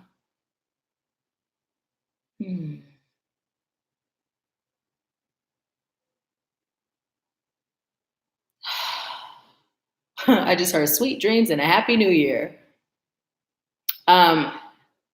Michaela said, yes, it's like when I'm in the forefront, it's like I'm stepping on fresh soil. Actually, it's really, in reality, itself. Oh, that beautiful fresh soil. Ooh, I can feel that like on my feet and between my toes right now. That feels good. Ooh, that feels really good. I may have to go ahead and find some fresh soil and step in that because I can feel it. That feels so good. You're so welcome. You're so welcome. Yes, meditate on that and get back to me, whether, you decide to just do the RIM group mentorship or whether or not you're led to do the retreat and then have that be included. Remove what, Cheryl? I said the yellow heart. I love it. Remove what? And I don't even have to know what it is. If you were led to put it there, it's meant to stay. It's meant to stay. Okay, Michaela. Yeah, it's meant to stay. If you're led to put it there, it's meant to stay. That's something about that yellow that's just bursting with energy. Oh, the spam. Oh, yes, yes, yes. Please, please. Because it's weird. Are you guys picking up on spam too? Okay, okay. Well, whomever y'all, if spirit brings you to say something, people be like, I'm not stepping on toes. There's no toes. We don't even have feet when it comes to messages from spirit, right? Y'all, if I say something and it's something that comes through for you, from you, you know, from spirit through you, like speak up. There's no hierarchy. No hierarchy. We all have the same tools. We just have different ways we're called to use them. So, yeah. Thank you so much. So much. You guys are so amazing. So amazing. And it's 818. We have 8 people still on and there's 18 likes. So look up the number 818 and 310. 818 and 310. Okay, there's messages there. This thing is so funny how it falls after a while. It's so funny. I got it from Ross, and I believe part of it was because it's one of those things I can throw on and I have to iron when I'm working. I do iron my clothes, y'all. I do. It's just that I don't always feel like ironing. Maybe I'll do like I used to have to do when I was a kid. I used to have to iron everything all at once, right? And fortunately, I wore a uniform, so it was like all my uniform tops, you know, and you know. But yeah, and then at my grandmother's, when I didn't wear a uniform, she was like, "Do it all at once. Don't do it every day." Something about electricity, you know, it burns more electricity. So yeah, maybe I'll go back old school and iron it all, so I have more clothing selections, closet full of clothes, and I don't wear hardly any of them. So thank you, Cheryl. Thank you. Lata said no feet. Yeah. And we missed you a lot though in our group session. We missed you. We missed you. So yeah, but thank you all so much. I'm gonna go ahead and log off. Spirit said a lot on your plate. Now it's time to eat. And when that message came through, for all of us, I actually thought about me because I haven't eaten today. I don't feel hungry though, which is weird. Not really. I understand why. So, but I still fueling. Aw. So yes. I'm sending you guys all a big old virtual hug and so much love and light and gratitude for being here. I can't believe we're still on live on Facebook too. So I know there's probably either 1, 2, or no people on over there at this point. It's not the same when you aren't chatting with us, right? The T message, which Spirit led me to read first, before we even got started, was say it straight, simple, and with a smile. And that literally kicked off our messages. Oh, I'm so grateful. Thank you, Sandra. Thank you. Well, every Wednesday, 10:30 Pacific, 1:30 Eastern, we go live, unless, you know, of course, things happen, you know. But for the most part, we're always here. And usually if it's something where I know in advance that I'm not going to be live, I always let you all know at the previous live, or I'll record a specific video to let you know. So, but yes, if this resonated with you in any way, share the channel, invite your community to subscribe. If this video and you feel like sharing the video, when you share it, actually invite them to subscribe. You know, sometimes people will share and they'll just share the link, which is great. I'm grateful for, but oftentimes people won't really know, like, well, why are they sharing this? So literally, you know, invite them to join us, So, but okay, enjoy the rest of your day. Happy 2020. I'm so excited for everybody. I love you. I'll talk to you soon. Bye.